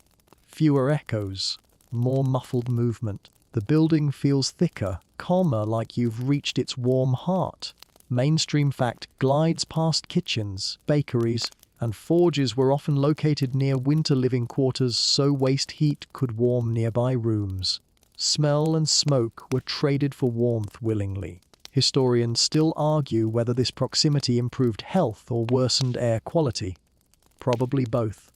Medieval comfort always came with side effects. Second joke sneaks in medieval heating plan. Sleep next to the bakery and dream in bread. You pull the curtains, layer the blankets, settle again. The dog curls closer, approving of the relocation. The cat appears moments later, as if summoned by temperature gradients alone. Mainstream fact murmurs, people tracked warm rooms by memory, reputation, and word of mouth. That chamber freezes. This one sweats. Oral climate maps guided nightly decisions. Historians still argue how much this knowledge influenced castle renovations. Some later rebuilds thickened walls or reduced window size in notorious cold zones, suggesting lived experience slowly reshaped architecture. A quirky tidbit lingers in royal courts. Bedchambers were sometimes replastered with thicker lime coatings before winter to improve insulation and reduce damp. Seasonal wall makeup, medieval style. Third light, joke drifts lazily winter skincare routine moisturize your walls. You sigh as warmth stabilizes around you again. The system resets layered clothes, shared heat, blocked drafts, curtained bed, central room. The cold retreats another step, frustrated. Stone still holds winter. Wind still prowls the towers. But you have learned the castle's secret. You do not fight it, you live where it is kindest. Your breathing slows. The deeper heart of the fortress holds you now, and here, sheltered by layers of stone and centuries of trial and error, you finally sleep without bracing for the next shiver. Just when you think you've mastered castle survival, you find yourself somewhere far quieter. The candle leads you past sleeping soldiers, past closed chambers, past tapestries that smell faintly of incense and old prayers, until stone gives way to something different, simpler, plainer, colder in spirit, if not always in temperature. You've arrived among the monks. Mainstream historical fact glides in softly. Monasteries and religious houses followed strict rules regarding sleep, warmth, and discipline. Monks often slept in communal dormitories, on narrow beds or pallets, with minimal bedding and limited heating, as part of vows emphasizing humility, endurance, and spiritual focus. Historians still argue how strictly these rules were enforced in practice. Some orders embraced genuine austerity, others quietly adapted when winter proved more persuasive than scripture. You step into the dormitory and immediately feel the difference. No tapestries, no rugs, no curtains. Just long rows of wooden beds, evenly spaced, each with a thin mattress and a single blanket. A few candles flicker at the far end, and the air smells faintly of wax, wool, and quiet obedience. Second light joke drifts in medieval luxury package, now with zero amenities and maximum holiness. You lie down carefully on one of the narrow beds and realize something unsettling. It's colder here. Much colder. Mainstream fact nods. Many monastic rules limited fires in sleeping quarters, sometimes banning them entirely. Warmth was considered a temptation toward comfort, and comfort a distraction from devotion. Night cold became part of spiritual discipline. Historians still argue whether this practice caused significant illness or merely discomfort. Records mention monks suffering chilblains, coughs, and stiffness, but also praise endurance as a path to holiness. Cold here was theology. A quirky tidbit creeps into your half-frozen awareness. Some orders required monks to sleep clothed, wearing habits, belts, and sometimes even sandals, so they could rise instantly for night prayers. Clothing served both readiness and insulation. You pull your cloak tighter and notice how everyone lies in similar positions. Hands folded, bodies straight, minimal movement. Even sleep here is regulated. Mainstream fact whispers monks rose several times each night for prayer, meaning beds were occupied in short intervals. Long, deep sleep was rare. Cold helped keep minds alert and bodies obedient. Historians still argue whether such interrupted sleep patterns harmed health, or whether monks adapted over time. Some medical texts warn against chronic chill and fatigue. Others describe monks as remarkably resilient. Third light joke floats by. Medieval alarm clock. Just freeze until God calls you. You listen to the quiet. No snoring. No animals. No shifting bodies seeking warmth. Only breathing. Measured and restrained, like the room itself has taken a vow of silence. A fringed tidbit flickers in particularly strict orders. Mattresses were stuffed with straw only, never feathers, because softness was seen as morally dangerous. Comfort, here, was suspicious. Mainstream fact glides past. In some monasteries, dormitories were deliberately placed above chapter houses or kitchens to capture rising warmth. Even discipline benefited from good architecture. Historians still argue whether monks enjoyed warmer conditions than peasants. despite stricter rules. Buildings were solid, diets were steady. Cold, though embraced, was often less extreme than in drafty cottages. You notice small wool caps on several sleepers, barely visible in the dim light. Even holiness, it seems, made allowances for ears. Second joke sneaks in divine forgiveness, thermal addition. Your breath fogs faintly. The blanket feels thin, and yet there is something strangely peaceful about the cold here. No fighting it, no negotiating, just accepting it as part of the rhythm of night.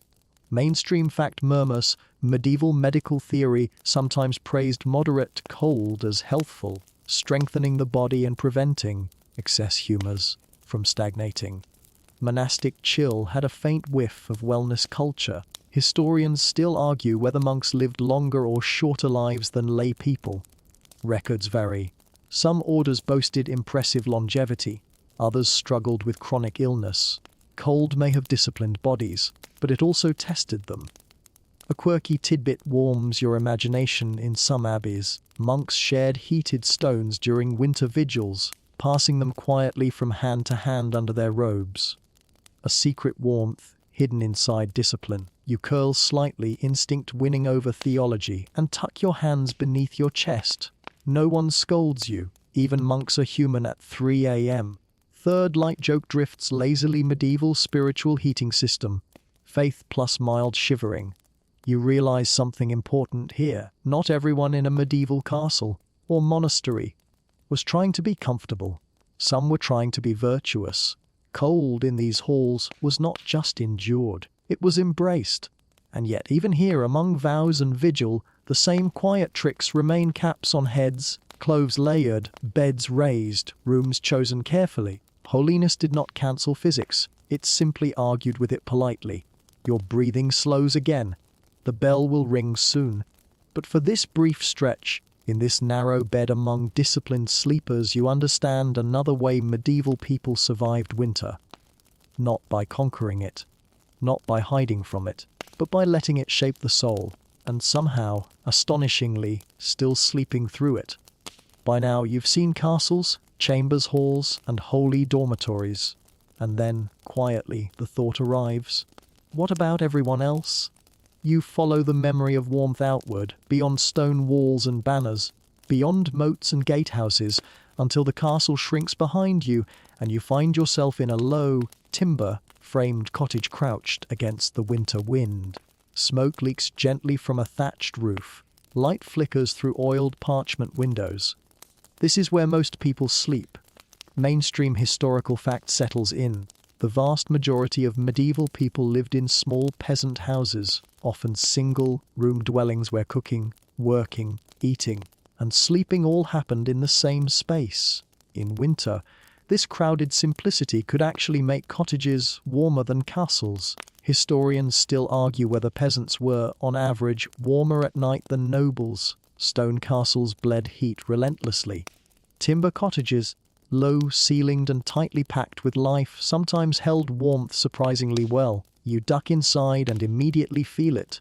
Not hot, but alive. The hearth still glows, not roaring, but steady.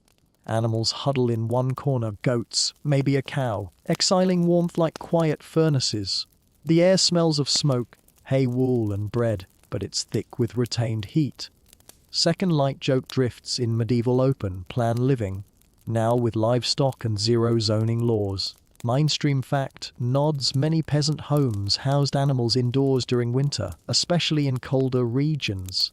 Their body heat warmed the space, reduced fuel use, and kept valuable livestock alive. Humans and animals shared architecture because winter demanded cooperation. Historians still argue how common this practice was across Europe. Archaeological evidence supports it widely in northern climates. Written sources confirm it in rural areas. Castles had stables, cottages had roommates. You sit on a low wooden bench and watch as the family prepares for sleep. Straw mattresses are dragged near the hearth. Children curl together under thick blankets. Parents take the outer edges, shielding the smallest from drafts. Mainstream fact glides in: peasant bedding was typically straw-filled ticks, laid directly on the floor or on low frames, often shared by entire families. Blankets were precious and layered heavily in winter. Historians still argue how often families all slept in one bed versus multiple pallets. Evidence suggests both were common, depending on space and wealth. But closeness was the norm. A quirky tidbit wriggles into awareness in some villages. Winter sleeping arrangements changed nightly depending on wind direction, hearth strength, and who seemed coldest. Beds migrated like sensible furniture. Third light joke floats by medieval interior design. Wherever the cow is warmest, the hearth's heat radiates gently, warming faces and hands long after flames die down. Smoke rises, clings to rafters, and slowly escapes through the thatch. The ceiling is low, trapping warmth effectively. No towering beams here to steal heat upward. Mainstream fact whispers low ceilings and small rooms dramatically reduce heat loss. Peasant houses, unintentionally optimized for warmth, often outperformed castles thermally despite simpler materials. Historians still argue whether peasants suffered less from winter cold indoors than nobles. Some medical records suggest rural people experienced fewer cold-related ailments. Others point to poverty, poor clothing, and damp conditions. Comfort varied wildly. You notice how clothing stays on at bedtime. Caps remain, scarves stay tied, children sleep wrapped in day cloaks. Layers never leave the body unless absolutely necessary. Mainstream fact nods peasants owned fewer garments, so sleeping in clothes conserved heat and reduced wear on bedding. Fabric was valuable. Body warmth was free. A fringe tidbit flickers in some regions. People slept inside large wool sacks during extreme cold, essentially early sleeping bags, sometimes shared by two sleepers. Portable insulation for poverty and travel alike. Second joke sneaks in medieval camping. Indoors, but emotionally the same. You glance toward the animals. The cow breathes slowly, rhythmically, releasing steady warmth. Chickens rustle softly in a basket. Even the dog circles once before collapsing beside the children. Mainstream fact murmurs the presence of animals raised ambient temperatures by several degrees in small houses, especially overnight when doors and shutters stayed closed. Body heat accumulation mattered more than fires after midnight. Historians still argue how hygienic this arrangement was. Probably not very, but warmth often outweighed concerns about smell, fleas, and the occasional stepping accident in the dark. A quirky tidbit warms your imagination. Some medieval folk sayings claim that sleeping near animals protected against evil spirits, since beasts could sense danger before humans. Thermal security and spiritual security bundled together. Third light joke drifts lazily medieval home alarm system. If the cow panics, you're awake. You settle onto a pallet near the hearth and realize something gently ironic. Outside, the wind howls. Inside, this simple, crowded, smoky room is warmer than half the castle chambers you visited. Stone protects against enemies. Wood protects against winter. Mainstream fact whispers one last time. While castles symbolized power, peasant houses symbolized adaptation. Built low, tight, and communal, they were shaped by climate more than by status. Historians still argue who truly slept better in winter, lords in feather beds or peasants beside cows. The answer changes with weather, wealth, and luck. Your eyelids grow heavy again, soothed by animal breathing and hearth warmth. Children murmur in sleep. The cow shifts, releasing another wave of heat. No curtains, no warming pans, no tapestries, just bodies, beasts, and a fire that refuses to go out. And somehow, against all expectations, this little cottage feels like one of the warmest places you've been all night. Sometime before dawn, when warmth and dreams blur together, a soft unease slips into your thoughts. It isn't cold that wakes you. It's fear, not sharp fear. Just the quiet medieval kind that wonders whether the air itself might be trying to kill you. Mainstream historical fact glides in carefully. Medieval people believed strongly that night air, especially cold night air, caused illness. Miasma. Theory held that invisible vapors carried disease, and drafts entering the body through the mouth, ears, or pores could trigger fevers, paralysis, coughs, and lingering weakness. Historians still argue how much this belief shaped daily behavior. Medical texts, sermons, and household advice all warn against sleeping in moving air.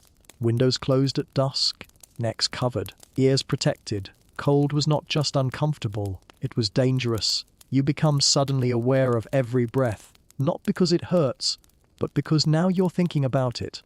Second light joke drifts in medieval paranoia. Is it a chill, or is it destiny? You pull your scarf higher, sealing your throat, and turn your face slightly away from the faint crack near the shutter. Even now, layered and warm, you instinctively avoid airflow as if something invisible might ride in on it. Mainstream fact nods. People often slept with their heads turned away from doors and windows, believing drafts entering the face caused facial palsy or stiff necks. Sleeping direction mattered. Historians still argue whether these fears were superstition or observation-based. Cold exposure can indeed trigger muscle stiffness and worsen respiratory infections. Medieval medicine lacked microbes but noticed patterns. A quirky tidbit creeps in: some households hung small cloth screens near beds specifically to block night breath, believed to steal vitality. Fabric, once again, doubles as medicine. You cough lightly, then freeze, immediately anxious you've offended the air. Around you, sleepers murmur, adjusting scarves, pulling caps lower, covering ears with practiced gestures. Mainstream fact: whispers ears were considered especially vulnerable. Cold wind entering them was blamed for headaches, dizziness, and even madness. Many people slept with ear flaps or tied cloths around their heads for protection. Historians still argue how widespread this practice was, but illustrations and inventories list head wraps and ear covers frequently in winter bedding. Third light joke floats by: medieval health tip: protect your ears or lose your mind. The fear of illness lingers beneath every winter night. Cold stiffens joints, damp chills bones. Coughs spread quickly in shared rooms. Without antibiotics, a fever could mean weeks of weakness, or worse. Mainstream fact glides past medieval physicians advised sleeping warm to maintain balance among the four humours: blood, phlegm, yellow bile, and black bile. Cold increased phlegm leading to coughs, lethargy, and melancholy.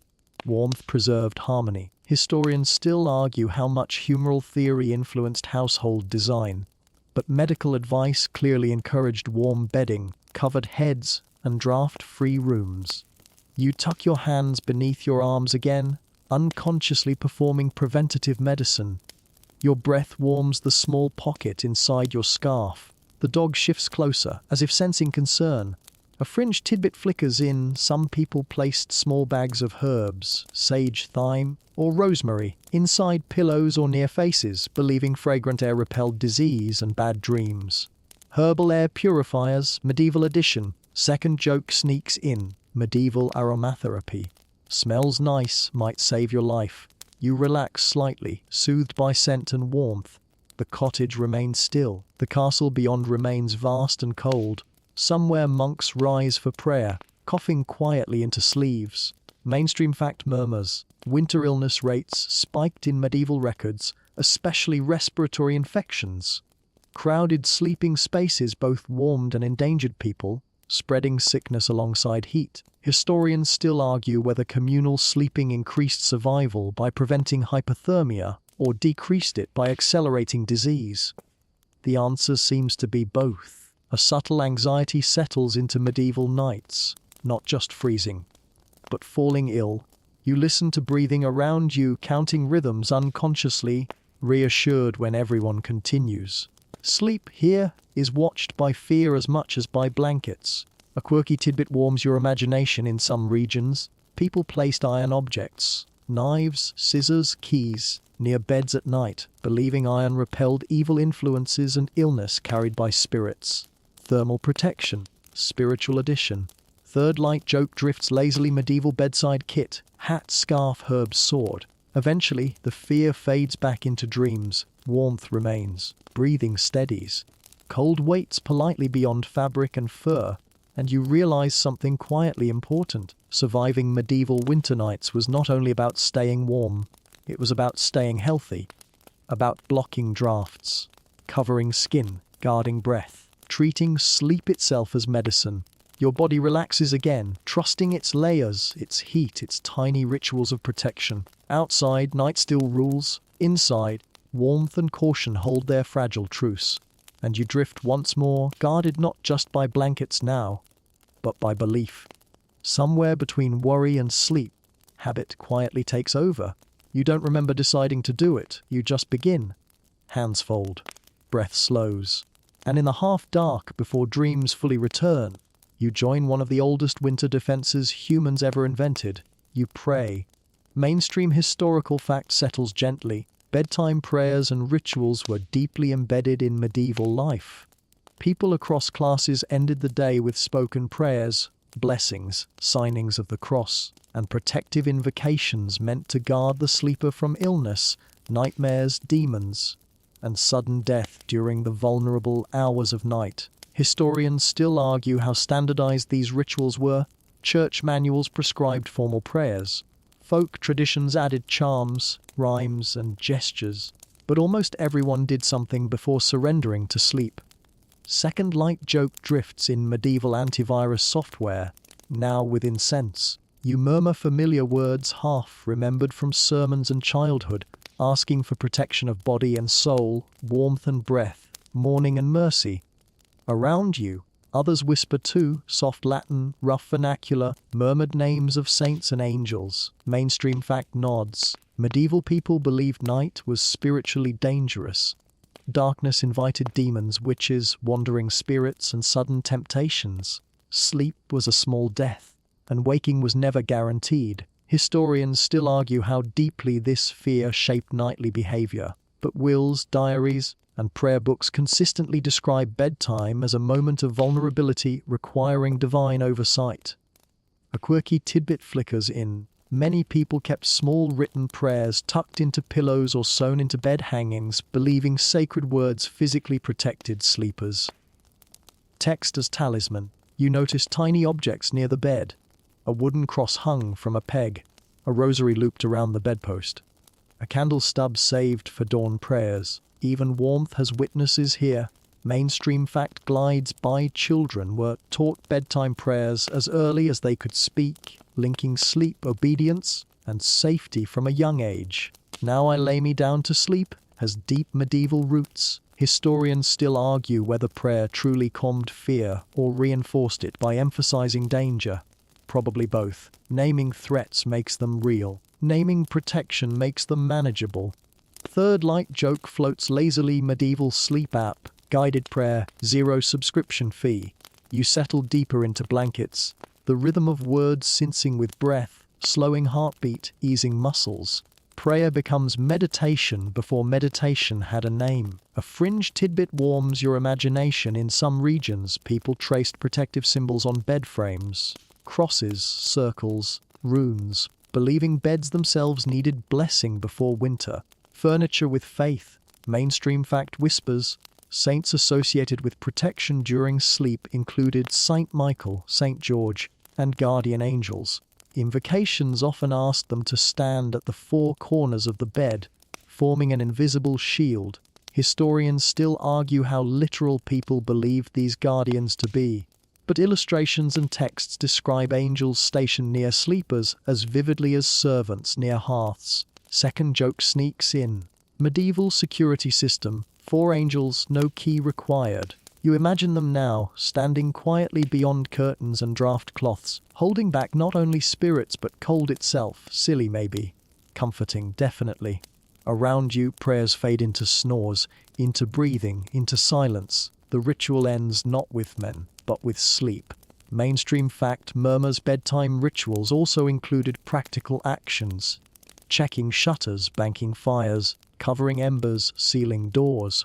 Prayer and preparation blended seamlessly. Historians still argue whether ritual reduced anxiety or simply marked transition from day to night. But modern psychology agrees. Predictable routines calm the nervous system. Medieval people discovered this without fMRI machines. A quirky tidbit lingers. Some households rang small bells before bed, believing sound frightened away spirits and announced that the house was now under divine watch. Medieval do not disturb sign. Third light joke drifts softly winter bedtime playlist. Bells, prayers, distant cow. You exhale deeply and let go. Stone remains. Wind still prowls, but fear loosens its grip. Illness retreats to possibility. Demons wait outside imagination. Inside warmth holds, and something else now joins your defenses. Not fabric, not fire, not fur, but ritual, habit, faith. The quiet human need to believe the night will pass and morning will return.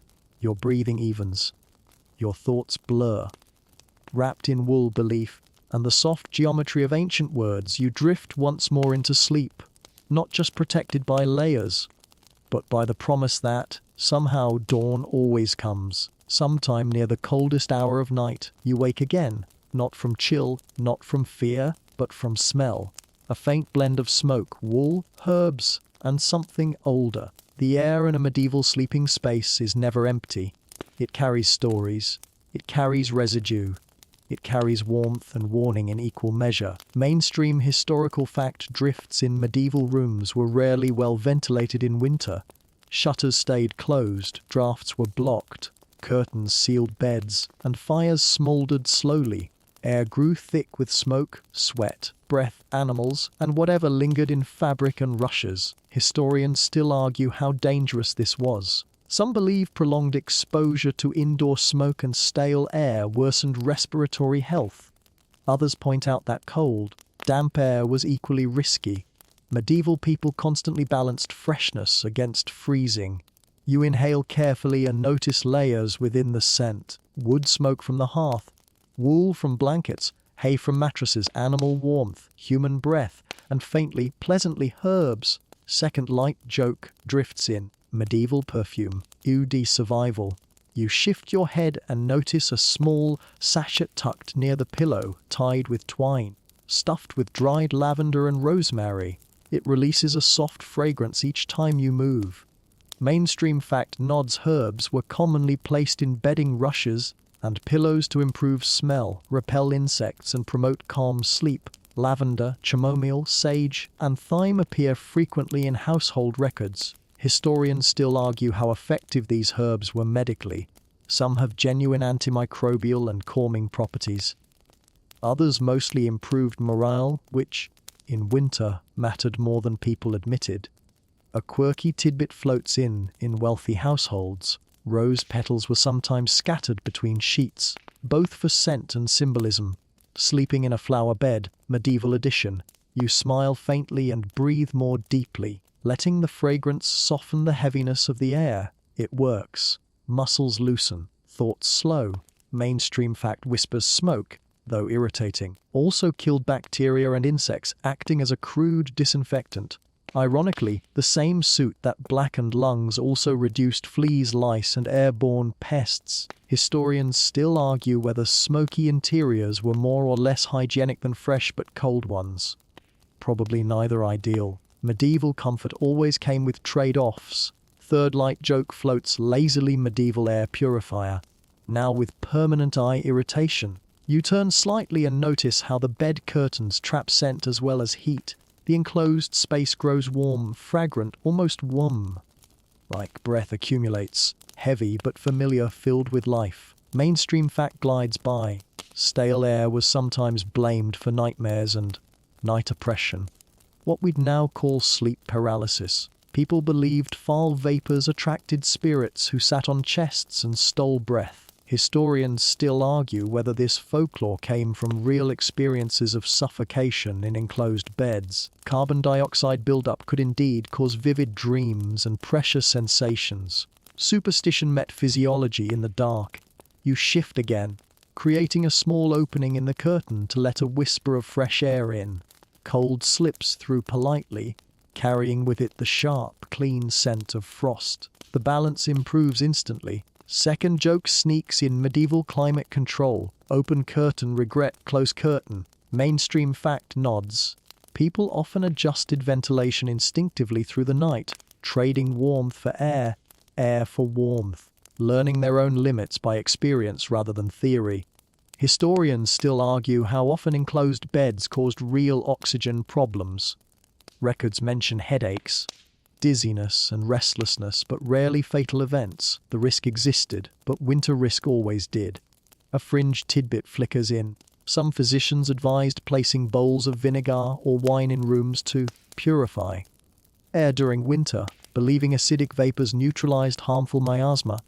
Medieval air freshener, now with salad dressing. You wrinkle your nose, amused and grateful that tonight smells mostly of lavender and smoke. Mainstream fact murmurs rush floors were often mixed with fragrant plants, mint, fennel bay, to reduce odor and deter vermin. Entire rooms were periodically refreshed by scattering new herbs. Historians still argue how often this happened among common households.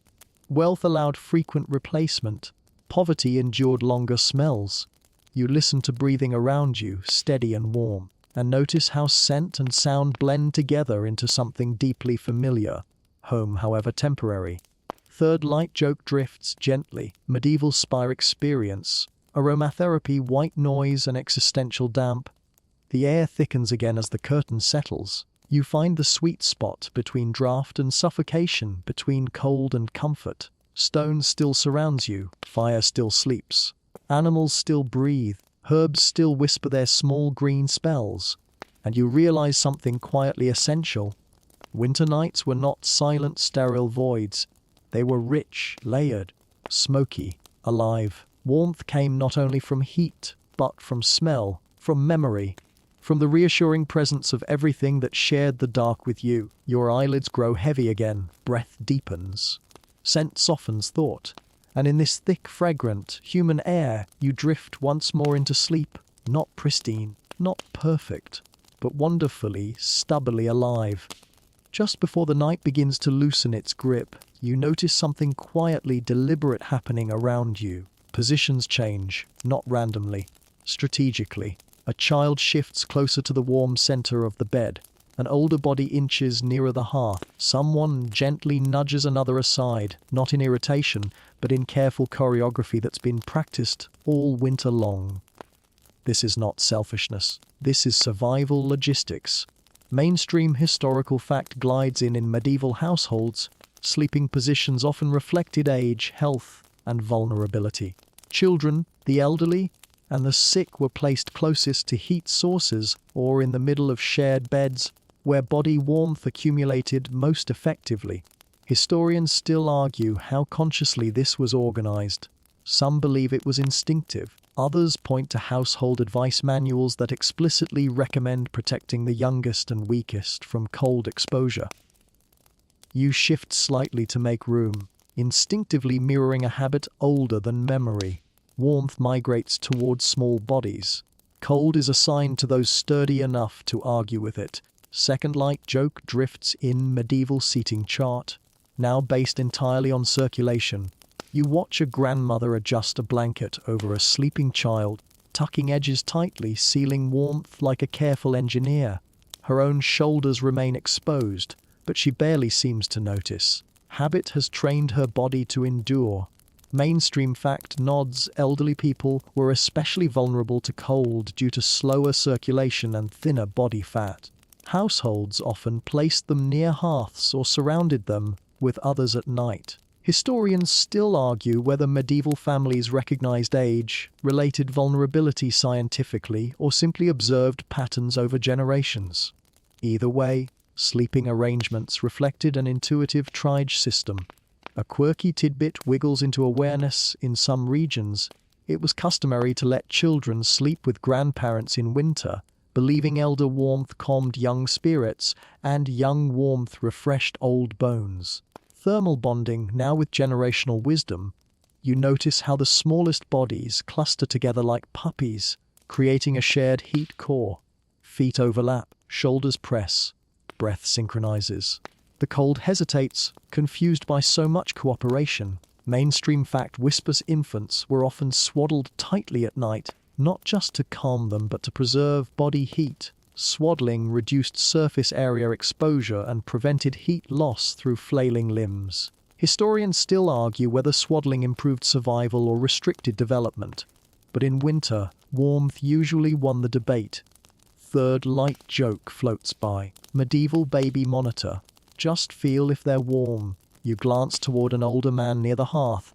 His beard silver, breath slow. Someone has draped an extra cloak over his legs without waking him. No words exchanged. This happens every night. Mainstream fact glides past. Medieval charity within households often centered on warmth, sharing blankets, shifting beds, rotating hearth positions. Fuel and fabric were resources managed carefully for those who needed them most. Historians still argue how often this generosity extended beyond family to servants, guests, and the poor. Some sources praise winter hospitality as sacred duty. Others suggest hierarchy still ruled the warmest spots. A fringe tidbit flickers in some castles, servants rotated sleeping shifts near fires, allowing each to warm briefly before returning to colder pallets. A nightly schedule of borrowed heat. Second joke sneaks in medieval time, share program, now leasing 5 minutes of hearth. You realize something quietly moving. Warmth is being rationed, not by law, not by wealth, but by care. The strongest bodies, those accustomed to cold, take edges near walls and doors. Younger adults face drafts without complaint. Children and elders remain cocooned in the safest zones. Mainstream fact murmurs. Cold exposure was known to worsen childhood mortality and elderly frailty. Families learned quickly where to place risk and where to shelter it. Historians still argue whether medieval people conceptualized this as medical practice or moral duty. Probably both. Survival ethics are rarely neat. A quirky tidbit warms your imagination. In some villages, winter bedtime songs included verses reminding families to guard the small, guard the grey through the night. Lullabies as thermal instruction manuals. Third light joke drifts gently. Medieval bedtime PSA. Protect your grandparents, they leak heat. You shift again, letting warmth pool where it's needed most. No one thanks you. No one notices. That's the point. Breathing deepens across the room. The cold retreats another step. Mainstream fact whispers this quiet redistribution of warmth reduced frostbite, hypothermia, and nighttime illness, especially among vulnerable populations. Human proximity functioned as medicine long before clinics did. Historians still argue how much this affected population survival during harsh winters. But folklore records and simple logic all suggest it mattered. You settle back, content to hold a colder edge for a while. Your layers protect you well now. Experience has taught you how to endure. Stone remains cold, wind remains patient. But inside this small human cluster, warmth moves gently where it is most needed, guided by instinct older than castles, older than prayers, older than fire. You breathe slowly, sleep deepens, and in the careful geography of medieval night, you understand something simple and profound. Surviving winter was not only about blankets and walls, it was about people, knowing who needed warmth most, and giving it to them. Long before you ever reached the bed, before curtains were drawn and prayers whispered, another defense against winter had already been quietly prepared. It happened at the table. Mainstream historical fact glides in. Warmly medieval people often ate their largest, richest meals in the evening, especially in winter, believing heavy food generated internal heat during digestion and helped sustain warmth through the night. Historians still argue how intentional this practice was. Some suggest it arose naturally from work schedules and daylight. Others believe medical theory encouraged it, since digestion was thought to produce vital heat essential for balancing the body's humors. You remember the meal now. Thick bread, stew heavy with beans and barley, salted pork, cheese dense enough to feel structural, all warm from the hearth. Second light joke drifts in. Medieval dinner plan. Eat like you're hibernating, sleep like you mean it. You feel it even now, hours later. A slow, comfortable warmth radiating from your core, the quiet furnace of digestion still at work beneath layers of wool and feather. Mainstream fact nods. Digestion increases metabolic heat production, raising core body temperature slightly for several hours. In cold environments, this internal warmth mattered, especially when fires died and blankets thinned. Historians still argue whether medieval people consciously linked heavy evening meals with warmth, or simply preferred to eat well before fasting overnight. But medical texts frequently recommend nourishing suppers during cold seasons. A quirky tidbit wriggles into awareness. Some physicians advised eating roasted chestnuts, onions, or garlic before bed, believing these foods specifically kindled inner fire. Medieval bedtime snacks, now with bonus breath. Third light joke floats lazily. Medieval midnight craving. Just one more onion for thermal balance. You shift slightly and notice how hunger never wakes you here. The body is busy. Full bellies mean slow burning energy, releasing heat gradually through the night. Mainstream fact glides past. Ale and wine were often consumed warm in winter evenings, spiced or mulled, both for comfort and believed medicinal value. Warm liquids soothed throats and added to perceived heat retention. Historians still argue whether alcohol improved or worsened cold tolerance. Modern science says alcohol dilates blood vessels, making you feel warm while losing heat faster. Medieval people noticed the warmth but not the loss. Second joke sneaks in. Medieval winter hack. Feel warmer, freeze faster. Still, the ritual mattered. A warm drink before bed calmed nerves, relaxed muscles, and signaled the body to rest. Comfort again came wrapped in habit. A fringe tidbit flickers in some regions. People kept a small night loaf or cheese near the bed for children or the elderly, to be eaten if they woke cold, providing quick energy and warmth. Midnight snacks, medieval survival edition. Mainstream fact, whispers malnutrition increased vulnerability to cold dramatically. Well-fed bodies maintained heat better, resisted illness, and recovered faster from exposure. Winter survival began in autumn granaries. Historians still argue how often famine worsened winter mortality. Records show spikes in deaths during years of poor harvests when cold met hunger and won easily.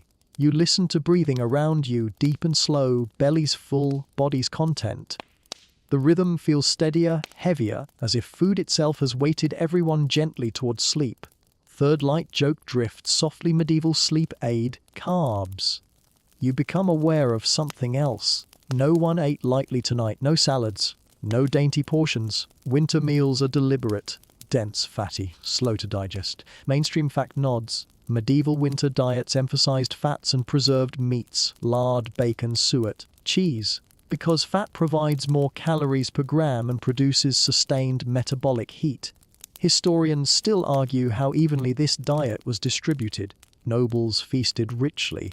Peasants relied more on grains and legumes. But winter encouraged everyone to eat heavier when possible. A quirky tidbit warms your imagination. In some monasteries, monks were allowed extra portions in winter, officially sanctioned as fuel for prayer. Holy calories. Second joke sneaks in. Medieval fitness plan, bulk for God. You settle deeper into blankets, noticing how warmth radiates from your chest and belly outward, slow and steady. External cold still presses, but internal fire answers calmly. Stone remains cold. Wind remains restless. But inside you, warmth now burns quietly, stoked hours ago by bread and stew and fat and ale. Mainstream fact murmurs one last time. Winter survival depended as much on nutrition as on architecture. No bed could warm an empty body. Historians still argue which mattered more, shelter or sustenance. But every medieval winter taught the same lesson. Before you protect the body with walls and wool, you protect it with food. Your breathing slows. Digestion hums gently. Heat spreads evenly now, no longer borrowed from animals or embers, but generated by you. And in this quiet triumph of biology over blizzard, you drift again into sleep, warm not only from blankets, but from dinner. Somewhere in the deepest part of the night, long after hearths fade and prayers end, a door opens quietly in the corridor. It is not your door, it belongs to a stranger. Mainstream historical fact glides in medieval castles, inns, and manor houses frequently hosted travelers, messengers, pilgrims, merchants, minor nobles. who were given guest chambers or shared sleeping spaces, often far colder and less prepared than resident rooms. Historians still argue how hospitable these arrangements truly were. Courtesy demanded shelter. Comfort depended entirely on rank, season, and how crowded the household already was. You find yourself following one such traveler now, led by a sleepy servant carrying a flickering candle down a corridor that feels noticeably less friendly than yours. Windows here gape wider. Tapestries thin. The air bites sharper. Second light joke drifts in medieval hotel rating. Excellent defense, poor thermostat. The guest chamber is small, high-ceilinged, and placed directly against an outer wall. A narrow bed waits beneath a shuttered window. No fireplace, no rug, one blanket, thin and optimistic. Mainstream fact nods guest rooms were often located in less desirable parts of castles, preserving prime chambers for permanent residents. Hospitality meant shelter, not necessarily warmth. Historians still argue whether lords offered their own warm rooms to honored guests in winter. Some accounts praise lavish hospitality. Others suggest guests endured impressive discomfort politely. A quirky tidbit wriggles in. Medieval etiquette manuals advised travelers to bring their own bedding when possible. Blankets, sheets, even small pillows, because guest provisions were unpredictable. Pack your warmth. You sit on the edge of the bed and immediately feel cold rising from the frame, eager and unashamed. The mattress is straw. The pillow smells faintly of last winter. This room has not been loved. Mainstream fact whispers travelers were especially vulnerable to cold exposure. Long journeys drained energy, damp clothing sapped heat, and unfamiliar rooms lacked preparation. Winter travel was dangerous even indoors. Historians still argue how many winter deaths occurred not on roads but in guest chambers where exhaustion met cold quietly. Third light joke floats by. Medieval travel tip: sleep in your coat and trust nothing. You pull on every garment you own and drape your cloak across the bed like a defensive wall. Curtains, none. Draft stoppers. Absent, the window shutter rattles faintly, leaking thin fingers of frost. Mainstream fact nods. Guests often requested additional blankets, furs, or warming pans, but availability depended on household resources. In crowded winters, even lords rationed bedding carefully. Historians still argue whether warming pans were routinely offered to guests or reserved for household elites. Inventories suggest preference followed rank. A fringe tidbit flickers in some inns. Guests paid extra specifically for fire service or warm bed, indicating heating was a luxury amenity, not a guarantee. Early hotel surcharges. Medieval edition. Second joke sneaks in. Medieval room upgrade. Includes blanket. Excludes dignity. You lie down cautiously and feel the cold immediately assert itself. The wall beside you radiates chill like stored night. You roll away, then back, then finally wedge yourself diagonally to minimize contact. Mainstream fact murmurs travelers often slept with cloaks wrapped tightly and boots still on, preserving warmth and readiness in unfamiliar surroundings. Sleep and vigilance blended uneasily. Historians still argue how restful medieval travel nights truly were. Diaries complain of cold, noise, lice, and fear. Comfort was rare. Survival was the goal. A quirky tidbit warms your imagination. Some pilgrims slept sitting up against walls, believing upright posture reduced heat loss and guarded against thieves. Medieval economy class. Third light joke drifts lazily. Medieval sleep mode. Standby. You hear other guests coughing, shifting, muttering prayers in the dark. Everyone here is colder than they'd like to admit. No animals, no family warmth, no familiar rituals. And yet, someone appears quietly with a small kindness. A servant slides a second blanket across your feet. No words, just warmth. Mainstream fact glides past. Hospitality codes emphasized protecting guests from exposure, especially in winter. Lords earned reputations for generosity or cruelty based on how warmly they housed travelers. Historians still argue how faithfully these codes were followed. But folklore praises winter hosts lavishly, suggesting warmth left deep impressions. You pull the extra blanket up and feel immediate relief, not comfort relief enough to endure. Stone remains cold, wind prowls freely here. But even in this forgotten chamber, warmth arrives eventually, not by design but by mercy. You breathe slowly, grateful for small favors, and you realize something quietly humbling. For medieval travelers, freezing in a castle was not an exception. It was expected. Shelter was safety. Warmth was a gift. Your breathing steadies. The corridor quiets. Somewhere far away a hearth sighs, and in this spare, drafty room, wrapped in borrowed cloth and stubborn will, you finally drift into sleep, knowing morning, at least, is promised. Just before dawn begins to soften the edges of night, you feel something different in the air. Not colder, not warmer. Heavier, as if winter itself has leaned closer to listen.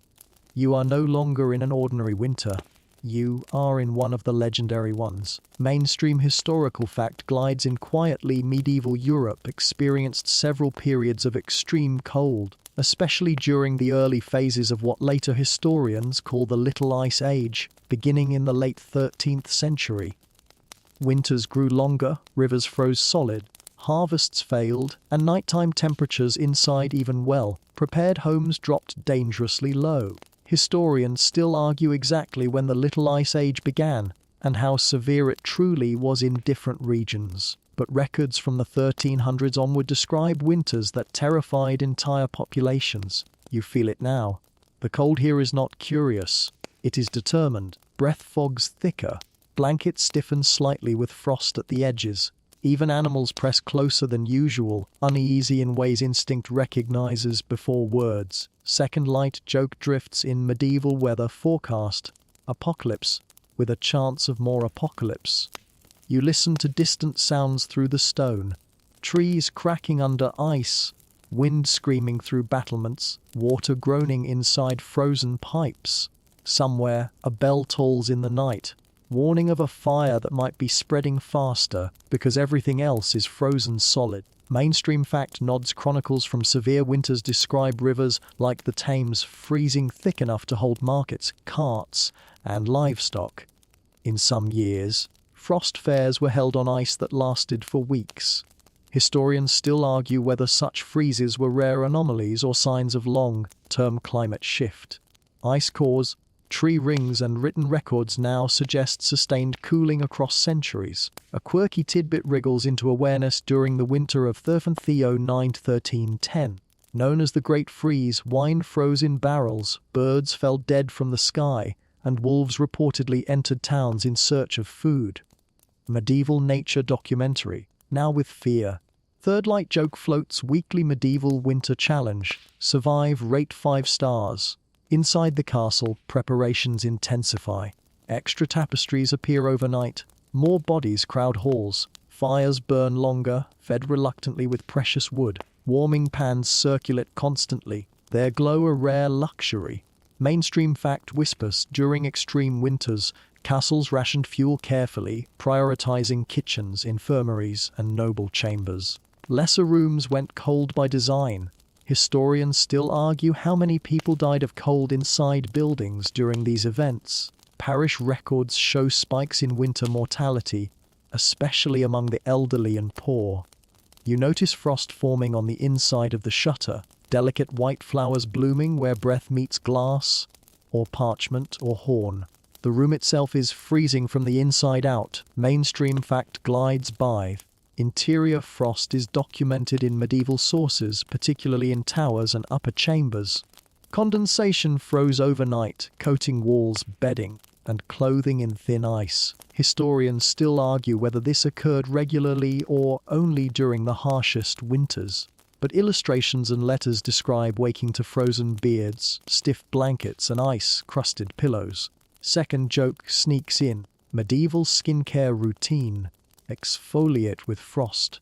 You shift carefully, afraid to break the brittle edge of a blanket that now crunches faintly. Every movement releases tiny crystals into the air, sparkling briefly in candlelight like trapped stars. Animals press closer, fur fluffed, breath steaming. Children whimper softly, dreaming uneasily. Even monks mutter prayers louder than usual.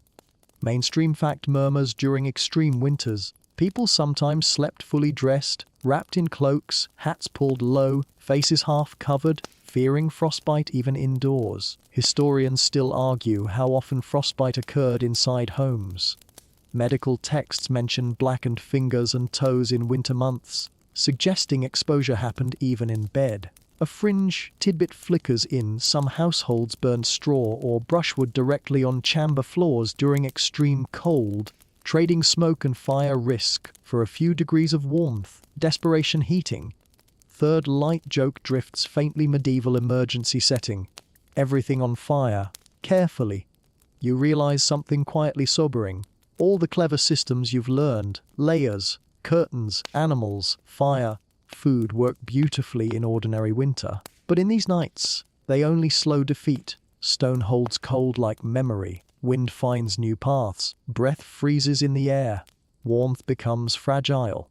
Mainstream fact whispers these extreme winters reshaped medieval history, causing famines, migrations, revolts, and political instability. Cold did not just chill bodies, it changed societies. Historians still argue how directly climate influenced events like the Great Famine of 1350-1317 and later unrest.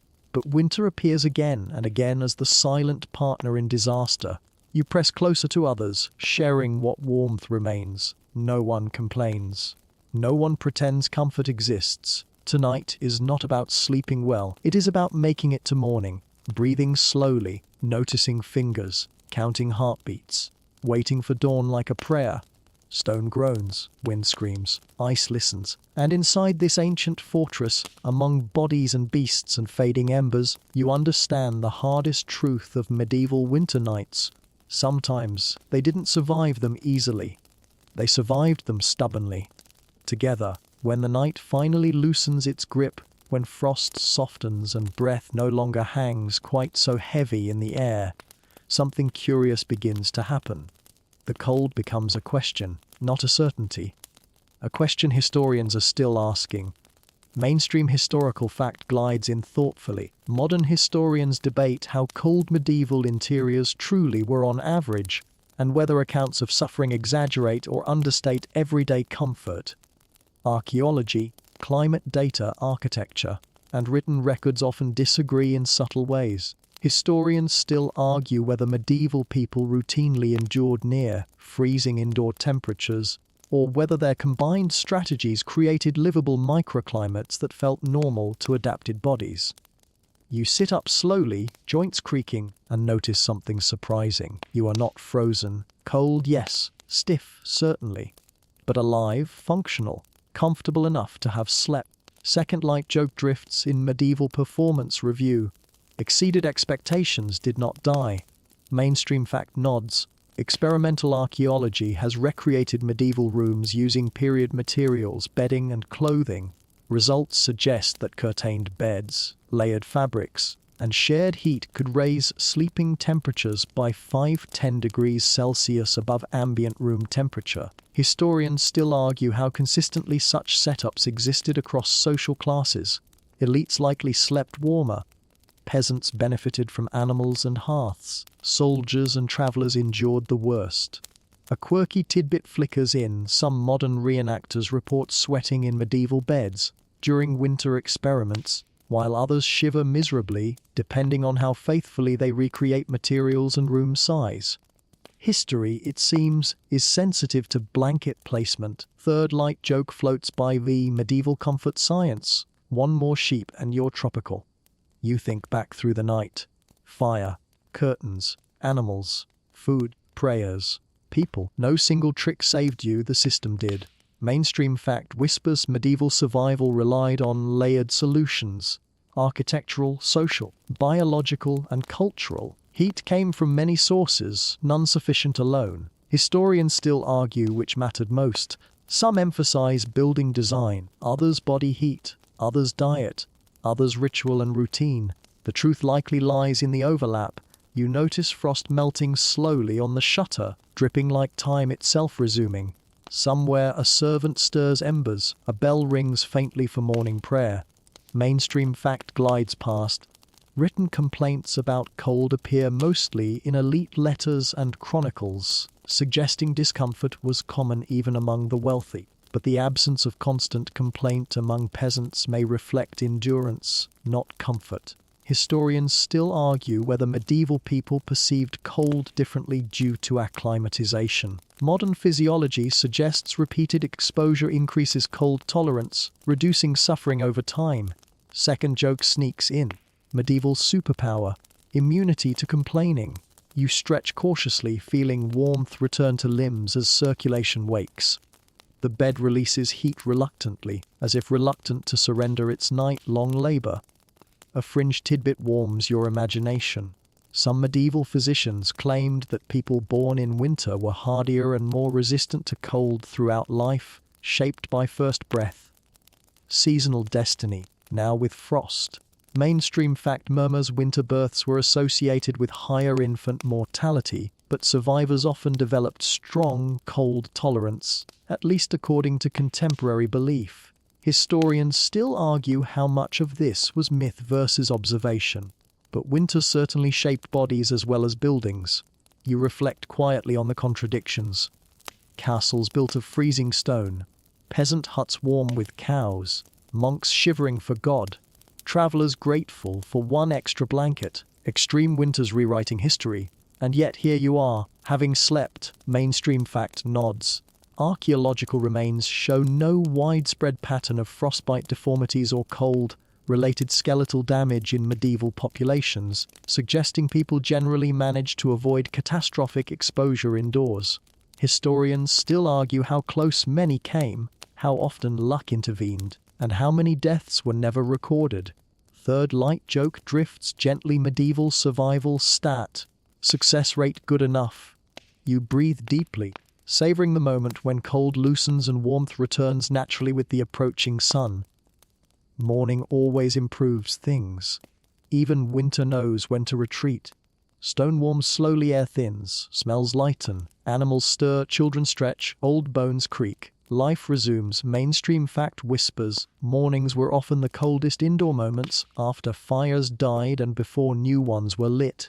Yet people rose anyway, trusting movement to restore heat. Historians still argue whether people dreaded mornings more than nights in winter.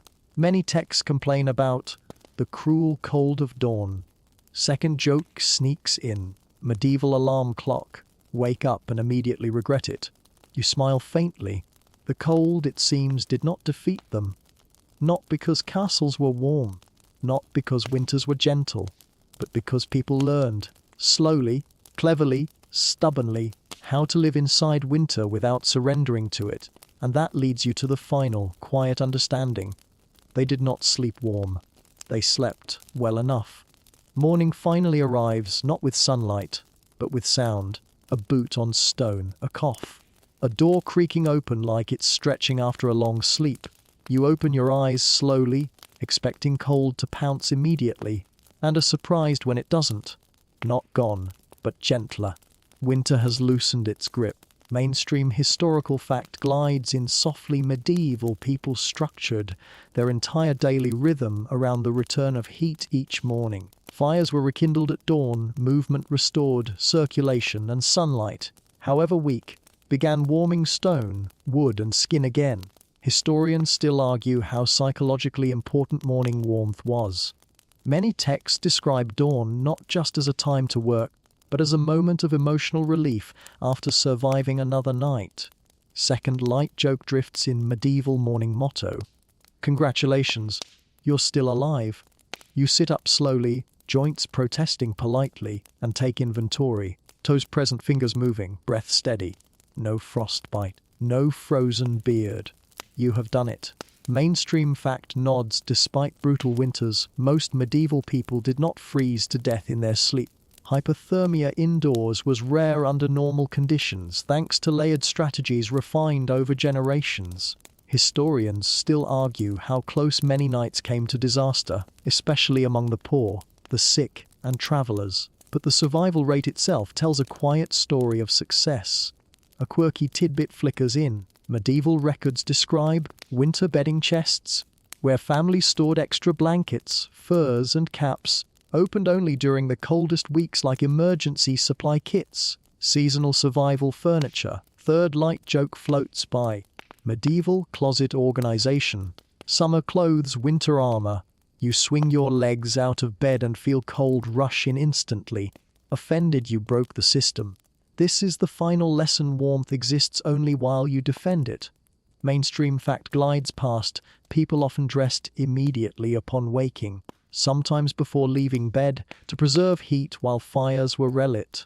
Morning nudity was not a medieval hobby. Historians still argue whether people washed in winter mornings or avoided water entirely. Many sources suggest minimal washing, focusing on hands and face only, to avoid chilling the body. Second joke sneaks in medieval skincare routine. Survive first, glow later. You wrap yourself in cloak and stand, watching as others do the same. Fires come back to life. Smoke rises. Cold retreats another step. And now, in the pale grey light of morning, you understand something completely. No single trick saved medieval sleepers. Not walls. Not fires. Not animals. Not food. Not prayer. It was the system. Mainstream fact murmurs medieval winter survival depended on layered adaptation. Architecture to slow cold, fabric to trap heat, bodies to share warmth, diet to fuel metabolism, belief to calm fear, and routine to stabilize everything. Historians still argue which innovation mattered most, but the real triumph was not technology, it was persistence. A quirky tidbit warms your imagination. Some medieval households celebrated the first mild night of spring by ceremonially opening shutters and shaking out bedding, thanking God that winter had finally lost. Seasonal victory ritual. Third light joke drifts gently. Medieval holiday? We lived. You look around the chamber one last time. Stone still cold, tapestries still heavy, blankets still rumpled, animals stretching, children yawning, elders smiling faintly. Life continues, and you realize the final, quiet truth. They did not conquer winter. They negotiated with it, night after night, layer after layer, body beside body, habit beside hope. They slept lightly. They woke stiff. They complained. They prayed. They laughed. And then they did it again. Because that is how humans survive long winters, not by being comfortable, but by being clever and patient. And together, let